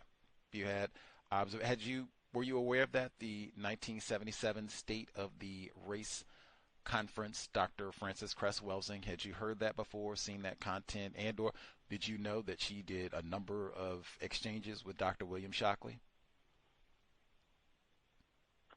No, sir. This is the first time that I've heard about any of that information. I'm aware of I think that you mentioned the Tony Brown video. Sorry about that, Tony Brown. I've seen that exchange, but I haven't heard of any other any exchanges or conversations between Dr. Welsing and Dr. Shockley.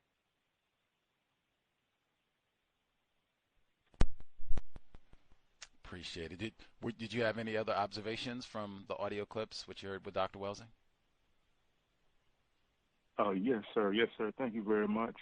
I was thinking about how the skill of how white people are using the language, like how I think that was the white woman talking about doing an all albino, I guess, zoo or something like that, and how she was even trying to make, I guess, differentiations about white and albinism or being albino, and the white tiger not having the stripes and the eyes and everything like that, and going into all of those details.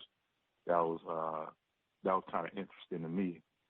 And I think she said something about having a Kickstarter or trying to raise money and showing all kind of, in my opinion, like dedication and effort to try to give some kind of presentation to the white albino type animals, and saying that the vertebrates, the peacocks and the rats and mice, any other kind of animals. I was like, yeah, that's definitely showing a lot of dedication. With the interview, or not the interview, or I guess the debate or the talk between Dr. Welsing and Dr. Shockley, I think that may have been a white person that was, I guess, doing the mediation. I don't know what term to use, or being the person that's hosting the conversation. That may have been a white person, I'm guessing. And I can sense that the racism was being practiced, where they're doing the interrupt, then they're trying to, I guess they were trying to like segue into different things. And when Dr. Welsing mentioned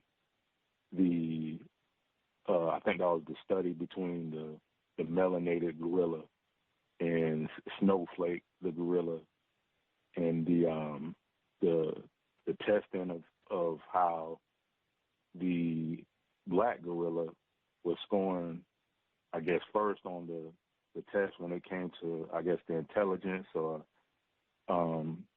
whatever the testing was about. They seemed to want to go into talking about, do you have any statistics or, why do black people harm each other? And it just seemed this moral racism was being practiced. And one last thing I wanted to share was that I did notice how he mentioned Ireland, Dr. Shockley, I think that's who it was. And in another part of the audio, he wanted to say that I guess it was his opinion and not a theory, and it was very interesting how he wanted to. I guess he was trying to be careful with his words, but I could just sense that he was still practicing racism to me, and I appreciate all of the information. Thank you very much, and that's all I have to share. Thank you. Much obliged, our caller in Florida. Now, this was on an audio cassette. So now, even though I said, they said this is on a TV network, so I suspect somewhere a white person might have a video of this as well. The studio or, maybe Dr. Shockley's Addict or something, there may be video of this too, so we could see what everybody looks like who participated in this. But, I suspect, especially this time period, I don't think, Belva Davis was the first black person on air in California for a major network. So I don't think they had a whole lot of black anchors on talking to white Stanford doctors at this time. So I think we're probably safe making a reasonable conclusion that these are all white people speaking to Dr. Welsing and Dr. Shockley here on this segment, although we could be in error. 1973, but we could be wrong.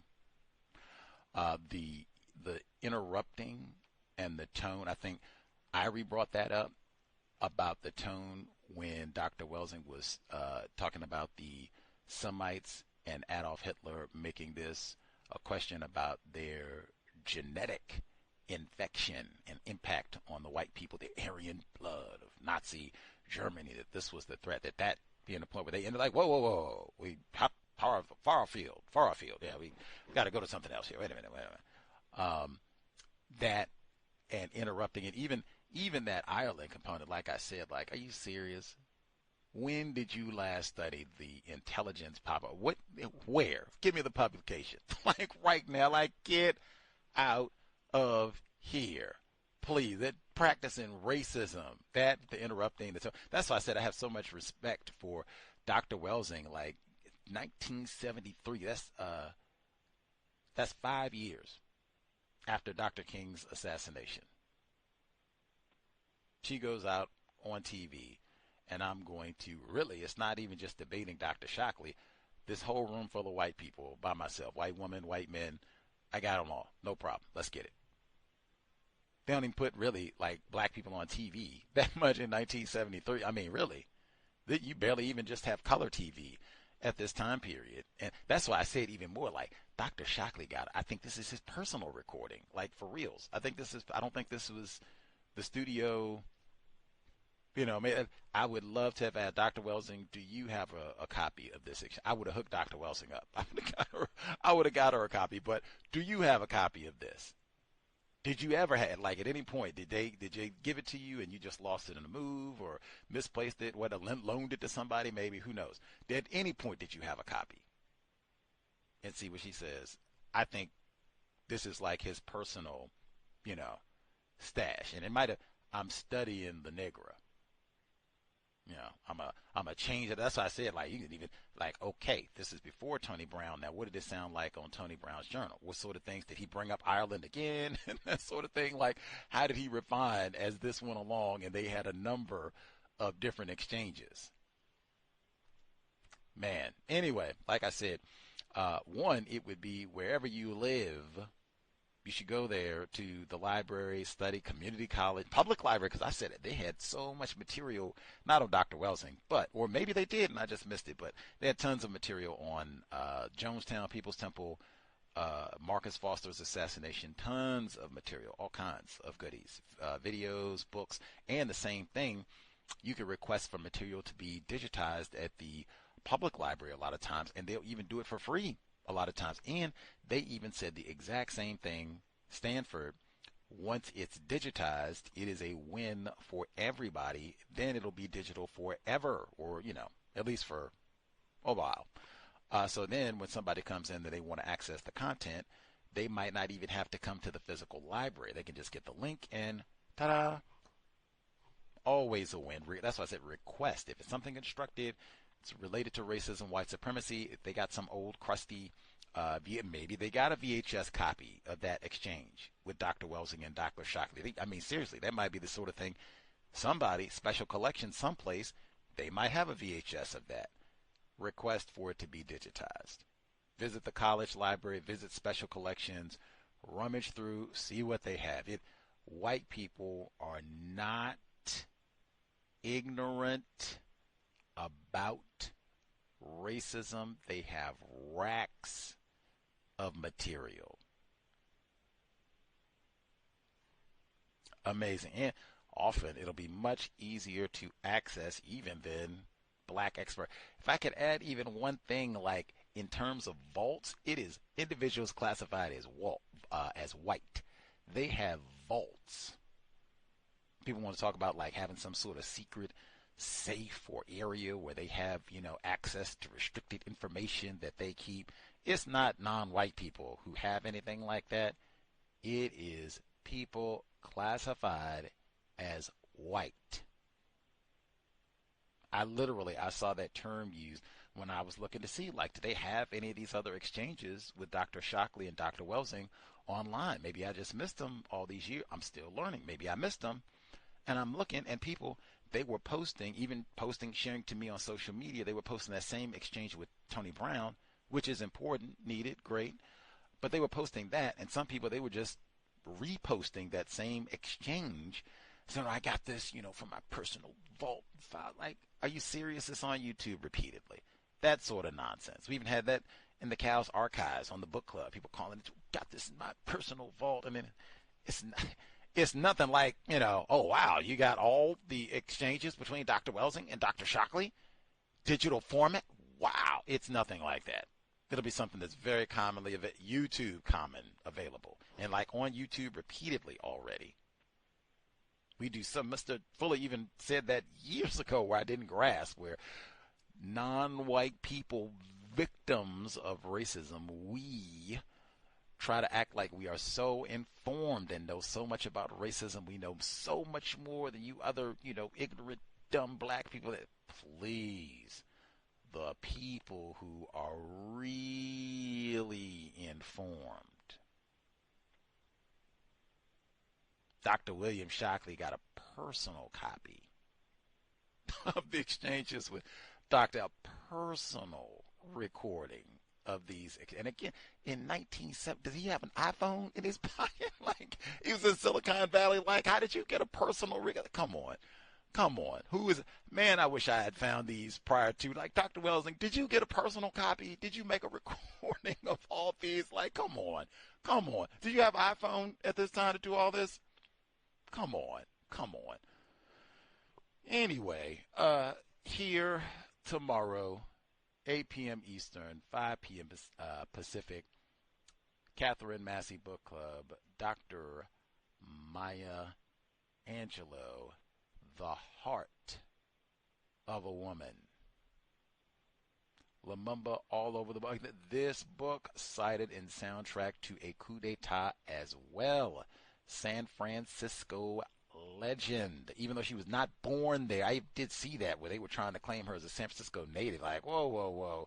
She did live here, but she was not born in San Francisco. That's my memory is really out of control. But anyway, cannot wait to resume Life and Times of the great Maya Angelou. We'll be back tomorrow, same time, 8 p.m. Eastern, 5 p.m. Pacific. Hope everybody's being safe. PSA, sobriety would be best under conditions of white supremacy, racism. Guaranteed they will have sobriety checkpoints out for, I don't know, like the next week. me see, when is New Year's? I'd say at least like the next 8 days or so. Especially if you are a younger driver, you've only been driving for a short period of years or what have you, and this would even go if you're like early 20s. You haven't really been driving that long. I would not be out late at night. And when I say late at night, I mean like after 10 p.m. It's dark, might be inclement weather depending on where you are. I would not be out. You do not want to be stopped by enforcement officials 10:30, 11 o'clock at night. It's dark. Maybe you're someplace where they don't have street lights or what have you, and show me identification and all that. You got to pull your window down. It's cold. It's dark. You have 3-4 race soldiers out. Maybe they have had a spiked eggnog and they're stopping you. Like, man, you do not want any parts of that. Oscar Grant, I was just in. Matter of fact, I left Stanford on Thursday, November 21st, went right through Fruitvale Station. Oscar Grant, who was killed on January 1, 2009, he was trying to even be responsible. I'm going to take the BART. That way I will not be out here drinking and driving and still. That's why I said get somewhere and sit down. You do not want to be out and running here and running there, and none of that. You don't know if you can come in contact with a race soldier, badge or no, and he came in contact with both and did not live to see any more of 2009. He got about 5 minutes, and that was it, of the new year. Oscar Grant. Sobriety would be best. If you got a party and jam in for the new year or whatever else, Kwanzaa, whatever, get to one spot and stay there. That way you can leave the next day refreshed, sober, safely. Definitely for younger motorists and even older people, but especially younger motorists if you are classified as black. Creator, we ask that you help us remain patient with other black people, victims of white supremacy. We ask that you help us remain patient with ourselves. Remind us to demonstrate the highest levels of black self-respect at all times, in all places, each and every time we are in contact with another black person. It has been time. Replace white supremacy with justice immediately. Cow signing out. No name calling people classified as black. No gossiping. No throwaway offspring. Cow signing out. Thanks all for tuning in. Nigga, you so brainwashed. I'm a victim, brother. Problem. You're a victim. I'm a victim of 400 years of conditioning. Shut up. The man has programmed my conditioning. Even my conditioning has been conditioned.